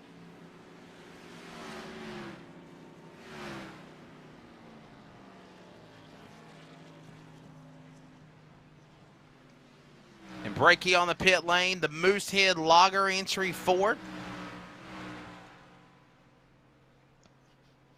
What is the throwback colors to that car? I want to say it reminds me either of,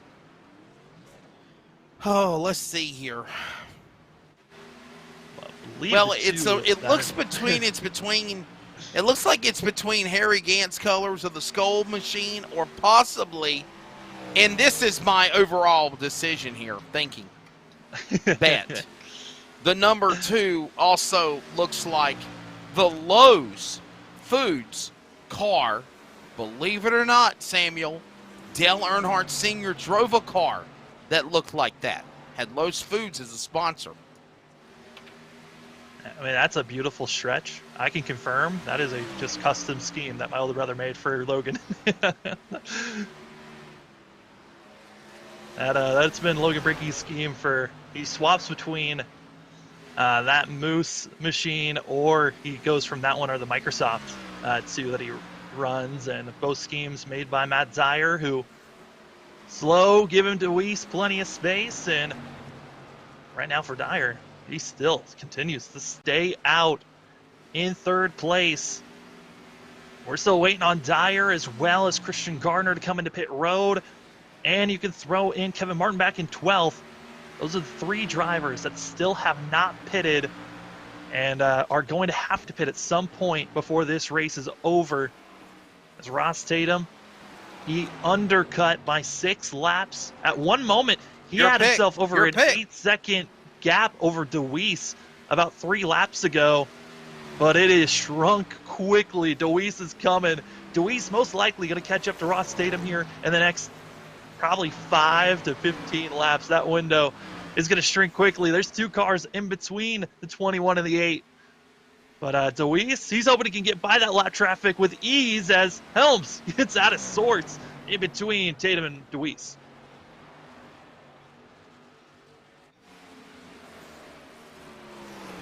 Closing in on under 30 laps to go. Final break from Appalachian Hauler Hunters, and we will take you to the checkered flag when we return.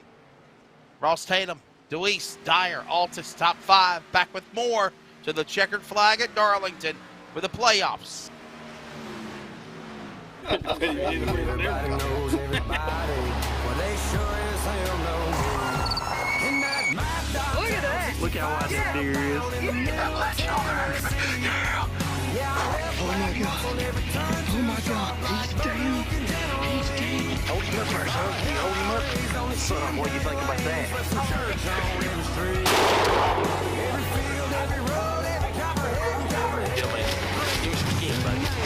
After me.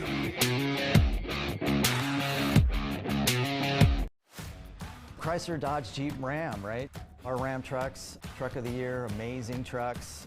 We have fun Jeeps, and then the exciting Dodge and Chrysler products. Lots of performance there, lots of excitement there. They've done a great job in really creating a full scope product line that could suit everybody's needs. Whether it's a family vehicle or a fun vehicle or a utility type vehicle or a big truck, we've got it all for our customers.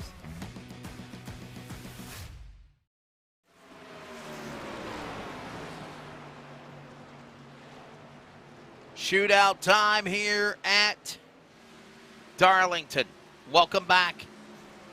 Samuel Dyer, Wesley Outland. We are 24 laps to go, and a caution flag will wave.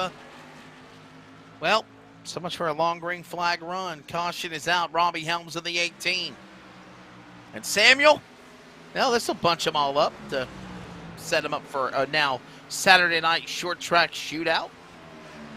Oh, that certainly will. Robbie Helms, you can see on screen, running behind himself, and that of Kevin Martin. Contact between themselves, and almost went flipping. It slides onto the racing surface, and that's what brings out the yellow as the battle there for 3rd place roars on the outside. Luckily, no contact made, but this now puts a lot of drivers in a tricky situation, because I just saw when we were under commercial break, Matt Dyer as well as Christian Gardner came into pit road, and now they'll be finding themselves a lap down, most likely going to take the wave around to get back on the lead lap, but that means they'll be at the end of the line. Ross Tatum, he will now be our race leader if he can get out of pit road before Braxton Deweese here. Deweese and Tatum 1 and 2.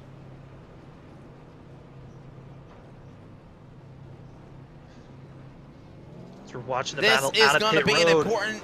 Yes, watch the race off pit road. Here they come. Oh, Deweese beat him. I'm wondering if this was an actual call by Ross Tatum because Josh Altis stays out. So that means Deweese is going to be the first car on the outside, where Deweese, we've seen him get good restarts between other competitors, but if there's some communication between Ross Tatum, Josh Altis on this restart, Deweese could be finding himself back in third if he doesn't get a good launch here. That's right.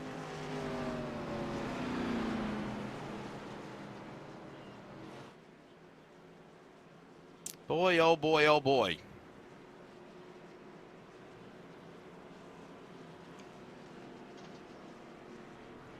Playoff racing drama. Never know in this round of 12, our first round of the playoffs for the SNB Cup Series. We still have Las Vegas next week, which, talking to some of the drivers that were around that bubble spot, Matt Dyer, Caleb Smith, as well as Christian Gardner, I think a lot of those drivers are most excited for Las Vegas next week, where it's going to be a lot of drivers on top of one another, a little bit of pack racing at the mile and a half, and drivers multiple lanes, grooves to run. It is going to be a blast to watch next week.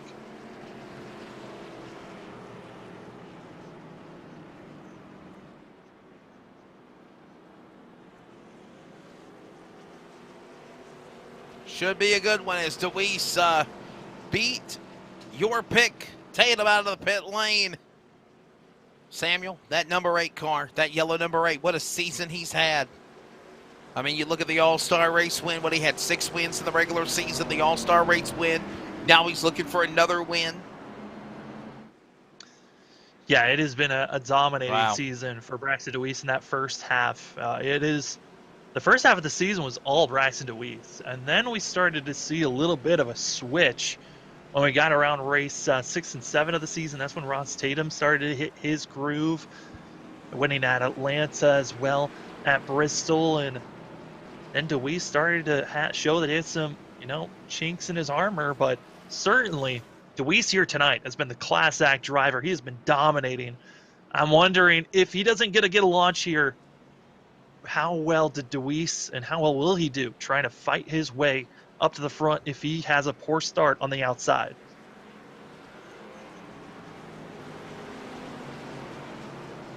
The lights are off for the pace car, okay? On the Boeing back straightaway, they're going to make their way back to the Geico restart zone. It will be 20 laps to go when they come back to the start-finish line.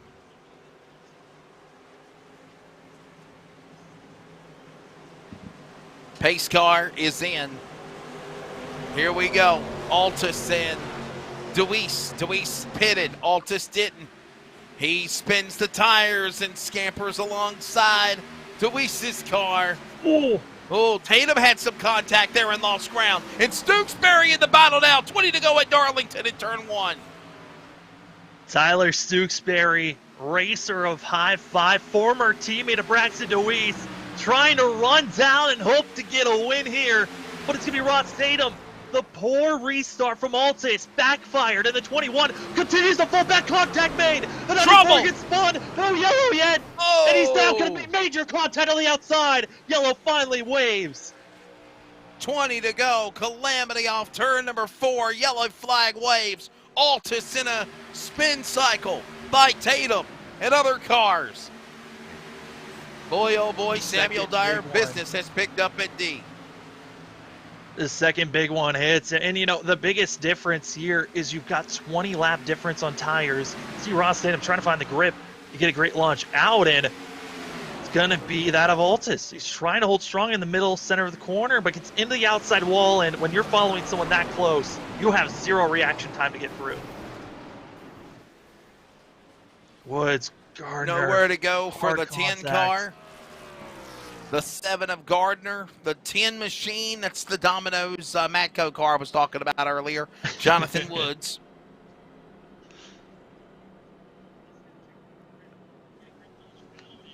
Well. And I don't think we were drivers- expecting this. I mean, I was expecting some cautions, but two massive big ones. I was not expecting that. Matt Dyer, due to slowing down in time, will be getting the lucky dog position, putting us with potential of 10 drivers on the lead lap. Kind of matters on if Joshua Altus can stay on the lead lap as he's trickling in and out of pit road. Some other drivers that are in pit road getting service done, and I don't know if they'll be back on track. That of Robbie Helms and Jonathan Woods. Seeing a lot of non-playoff drivers having issues here tonight.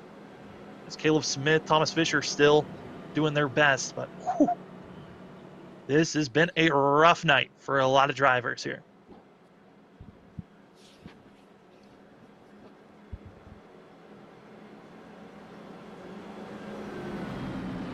DeWeese is the man out in front. Stooksbury, another shot after him. Followed by the 52 of Jacob Grant, Evan Coleman, the Matador, Ross Tatum.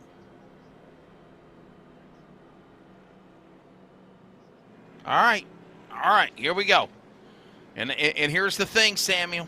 It is just going to get more wild down the stretch because, honestly, the laps have wore thin. We're down to the end of this thing. Oh, absolutely. Patience is gone. You're looking for a win, especially if you're one of those drivers that are in the playoffs looking to go to that green bar like we saw Eric Stamp do last week at in the opening playoff race. I mean, for Braxton DeWeese, this is massive. He wants to get the win after a little bit of a falter he had last week at Martinsville. He had a nice 21-point buffer. He lost 4 points last week coming into this week. Doesn't want to lose any more points. Doesn't want to be put in a hole where he has to be practically perfect for Las Vegas. If you can get a win here for that of DeWeese, for Jacob Grant, I mean, this would be massive for themselves. But I think for Evan Coleman and Ross Tatum, those are the two drivers that are around the bubble spot. There's only a 1-point difference between those drivers on who's going to be in the top 8 or out of the top 8. If one of those two guys, with Evan Coleman running in 4th, Tatum in 5th, if somehow they can sneak away with a win, this would change up almost the whole entire dynamic of the cut line of the playoffs.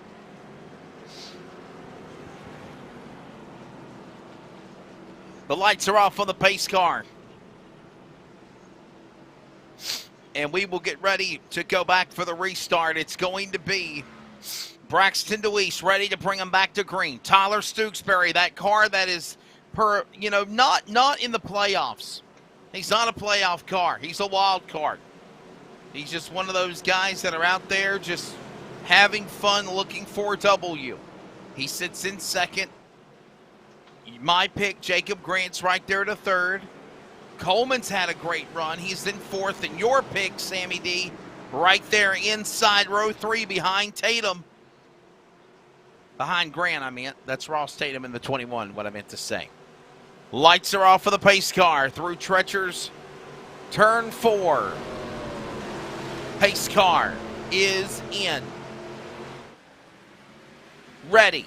Green flag. A wild 15 laps to go in the SNB Southern 240. We're back to it again in turn 1. DeWeese, 2 car lengths over Stooksbury in the corner.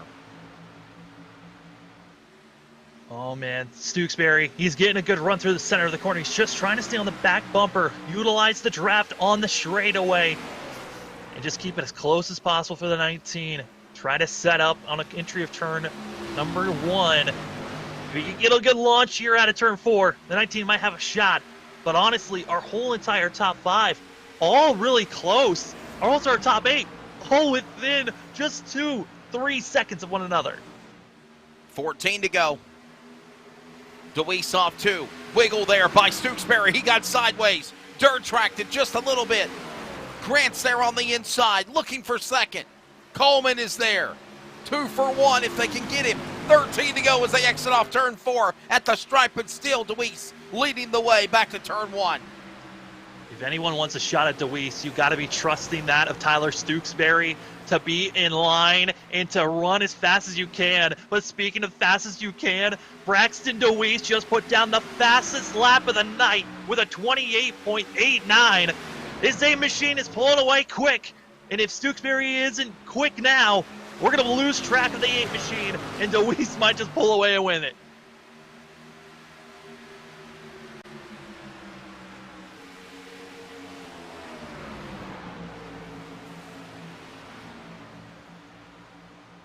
Back straightaway down to that third turn off 4. Here they come. Boeing super stretch. Deweese is still in the lead. He's cut it to half a second back to Stooksbury. Grant right there. One wrong slip on the inside. The AZ wiring cable machine is running to the line. 11 to go. Back to the cookout restart zone. Into the corner out of turn 1. Deweese all season long. The all-time winner. The winner all-time of the season in Season 3. Car shoots below the gap. Bottom of the racetrack. Comes back on the speedway. That's braking. And Tom Bourne losing ground. He'll tuck in behind Ross Tatum for 6:10 to go at the line. This time by for Deweese in 1. Yeah, it's not the first time Tom Bourne has done that, but it's going to be ducking it to the inside. Jacob Grant recognizing he needs to get by that is Stooksbury as fast as possible. If there's a driver that can make this move and try to catch down Deweese, it might be Grant, or it could be that of Coleman. Tom Bourne, even with this little bit of a slip, he's still battling strong, trying to get by that of Ross. Again, by Ross Tatum. And honestly, with how hard we're seeing everyone battle for second, back to 6th, Deweese is now over 1.6 seconds ahead of everyone else, and he continues to gap away.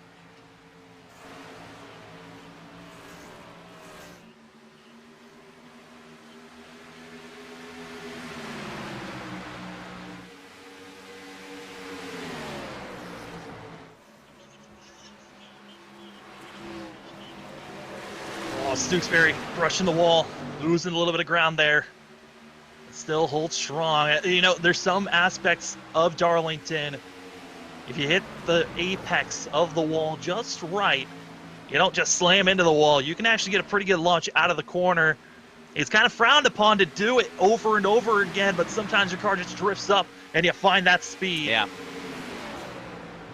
Could be setting ourselves up, Sammy D, for a wild finish here at Darlington with Deweese on in front. The battle there.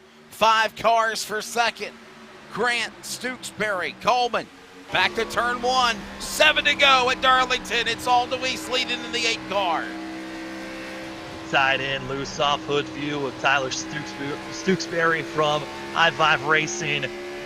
Continuing to do exactly what he's been doing all night. Finish in the top 3. He's been running in second or third all night long. And it has been an amazing run by this 19.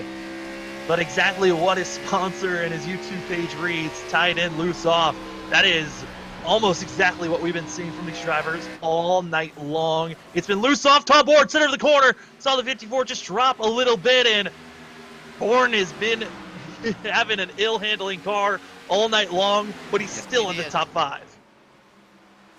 Still holding on. Tom Bourne bouncing off the wall again in front of your pick of Ross Tatum. Tatum trying to make a bonsai move to the inside. Clears him. 5 to go. Deweese leading, trying to punch his ticket to the playoffs. And there's Bourne and Tatum battling for 4th and 5th again. That goes on to the back straightaway. It's all Deweese leading the way down into turn number 1. Tatum and Bourne, that's the best battle for 4th and 5th. That heats up again in turn number 3. Bourne to the inside. Bourne's not giving up, but it seems like every other lap, that 54 looks quick, and the other lap, he just looks like he's about to lose it off the corner or even in the center of the corner. This is what the drivers have been talking about all week long, of it just being a handful, and it certainly has been a marathon, you could say, for these drivers. As Tom Bourne into the wall again on the exit of the corner. I don't know how this 54 Fire News machine is still running, but it continues to pressure that Ross Tatum. 4. comes in 7th, tied with Dyer with 1 point above the bubble line. And honestly, for that of Evan Coleman, was a drive that we weren't sure if he was going to have a good run coming into the playoffs. He was the last to come in after a circumstance that put him into the playoffs. But Braxton DeWeese coming to the CRN, 1 to go. One more lap to go. Coverage at wearecrn.com for everything from high school to Division II athletics in college and esports as well. Final time. DeWeese is leading. There you see Coleman pulling away from Stewksbury. Braxton DeWeese will come out of turn number 4. Winner of the Southern 240 to the line. Checkered flag. And he has done it. Winner, Braxton DeWeese, getting it done at Darlington. There were only a few moments of a scare for Braxton DeWeese. It was when he was around lap traffic. But when he had fresh air in front of him, Braxton DeWeese really didn't have any type of pressure. And what a run for this 8 machine. He was the fastest driver by far. And honestly, that little bit of a stint, if it was a green-white checkered situation, maybe then Braxton DeWeese would be a little bit nervous and hesitant, getting some congratulation bumps from that of Tom Bourne, and DeWeese able to burn it down here tonight. Burning it down for BD, Braxton DeWeese from the Buckeye State of Ohio. Getting it done, another win. And going to a green bar now as he will punch his ticket into the round of 8.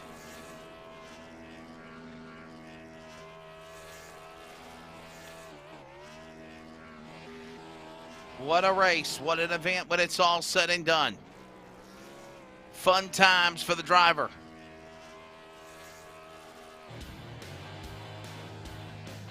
Results from Darlington. Braxton DeWeese is your winner. Jacob Grant 2nd, Evan Coleman 3rd. Tyler Stewksbury is 4th. Ross Tatum will finish in the top 5. Logan Brakey is 6th. Tom Bourne 7th. Matt Dyer, good run for him, Sammy D. He needs to do what he can to go to the next round of the playoffs, even if it's by virtue of points in position. A top 10, 8th place. Eric Stamp, you know he's going to the next round. He won Martinsville. And Joshua Altus, another points racer in the top 10. Yeah, coming out, finishing out the top 20, starting out in 11th, Zach Peterson, Kevin Martin, Rob Sherwood. You had a Christian Gardner as well as Thomas Fisher are going to be finishing out your top 15. And those that finished the race were your top 15 with Jonathan Woods, Robbie Helms, Caleb Smith, as well as Chris Smith, and Keenan Massey finishing out your top 20. And the rest of the rundown includes Andrew Cootie, as well as Brockton Packard and Christian Gomez, not able to start the race from the get-go. 185 laps down. Problems. A wild one. When it's all said and done, though, what a win. A win for the driver of Braxton DeWeese. We will grab a word with our top 3 and wrap it up from Darlington. And by the way, Samuel, for some reason, bud, I'm having some kind of major update. I guess it's because I haven't used our other software in a while. I'm going to let you handle the top 3 post-race, buddy, and I will see you tonight for the Northwest Truck Series, my friend. Awesome race, SNB Cup Series. Playoffs did not disappoint, and a fun time for sure. Absolutely. We'll see you later, Wesley, as we'll take a quick commercial break. When we come back, our top 3, I'll be talking to them. We'll see you in just a few.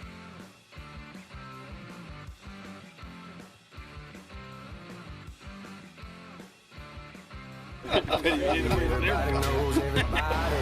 Well, they sure as hell know me. In that mad dog. Look at that. Look how wide that deer is. Oh my god. Oh my god. He's down. He's down. Hold him up first, huh? Can you hold him up? Son, what do you think about that?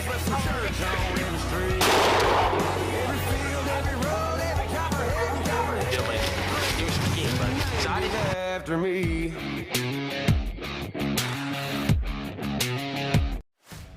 Chrysler, Dodge, Jeep, Ram, right? Our Ram trucks, truck of the year, amazing trucks. We have fun Jeeps, and then the exciting Dodge and Chrysler products. Lots of performance there, lots of excitement there. They've done a great job in really creating a full scope product line that could suit everybody's needs.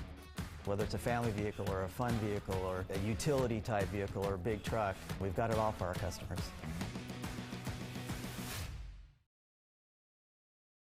Wheel to wheel, battle for the race lead. New race lead down the exit. There comes training partner.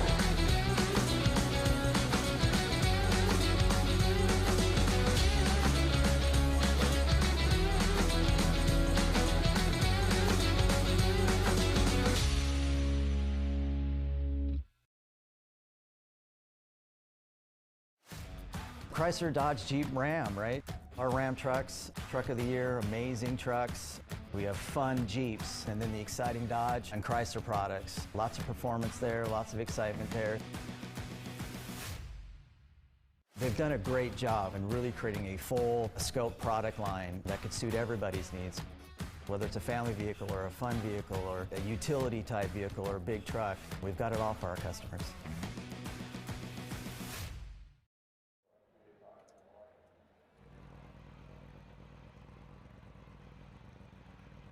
All right, ladies and gentlemen, it is time for us to talk to two of our top three. Braxton DeWeese not able to show up here tonight, but we do have that of Evan Coleman, Jacob Grant. So we'll start things off with Evan Coleman. Evan, finishing with a top three finish. I mean, I know it wasn't a win. You certainly had a top three speed, but man, how was this race in your hands?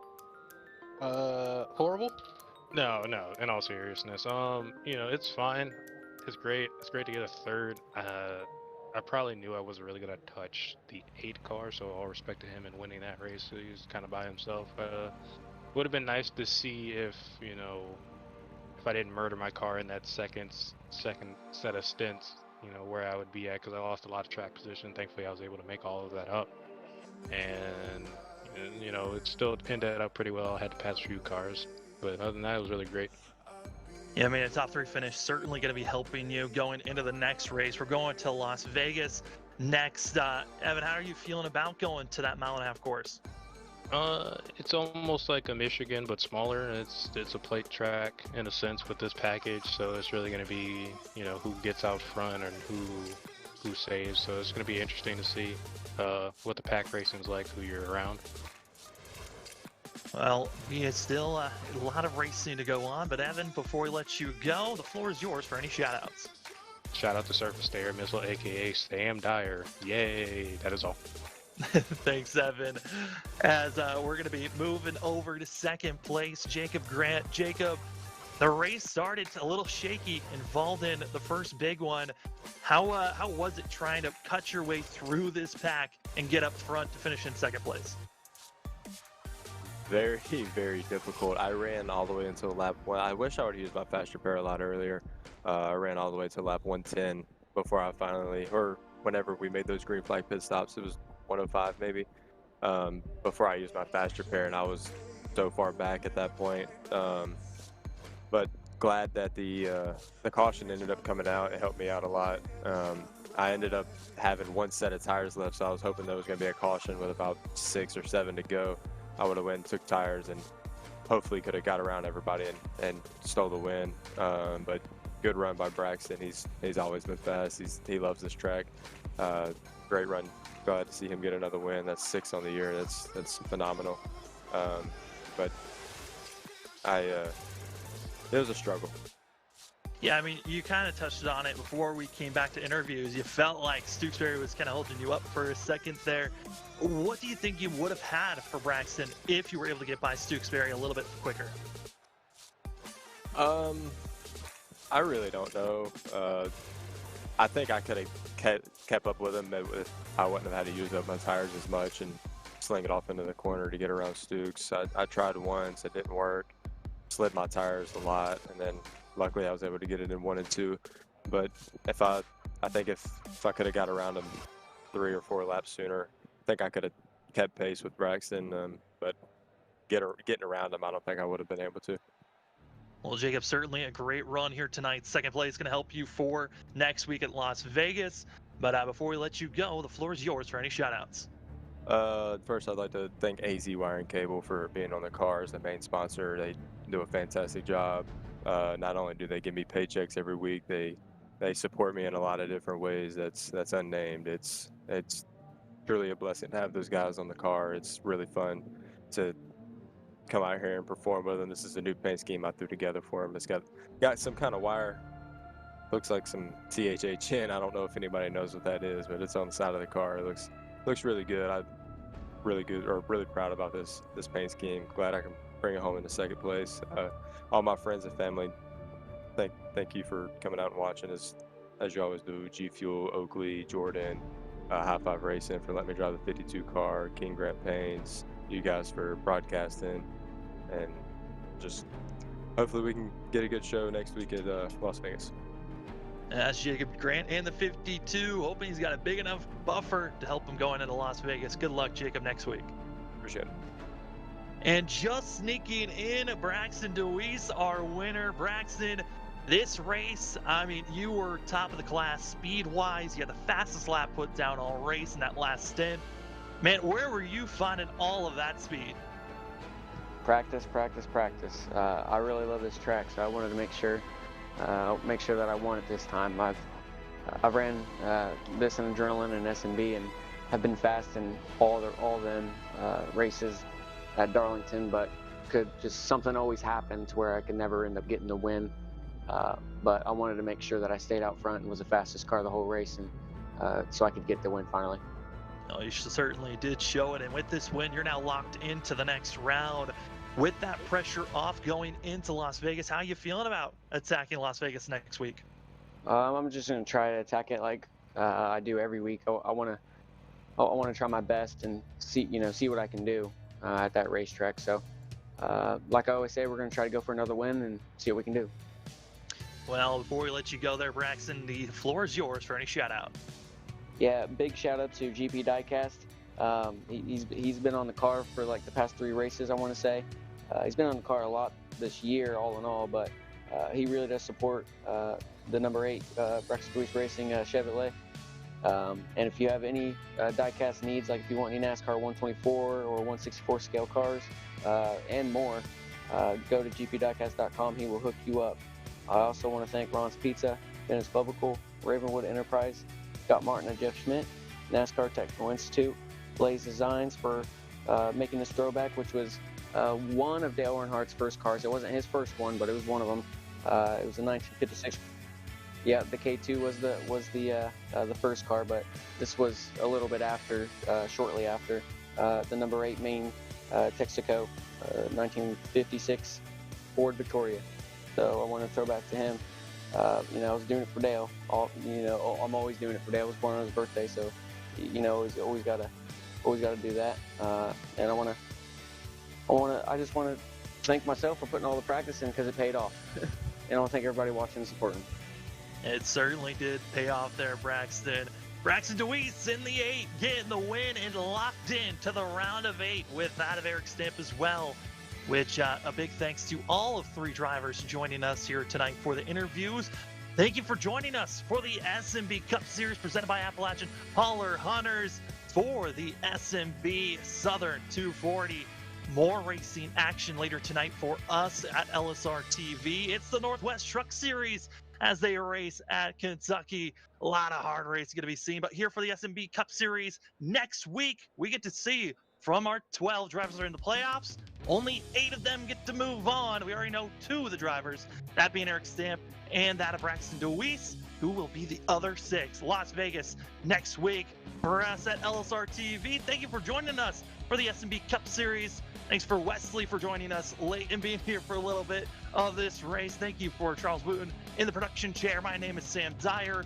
Thank you for watching the SNB Cup Series. Tonight, it's the Northwest Truck Series. We'll see you then.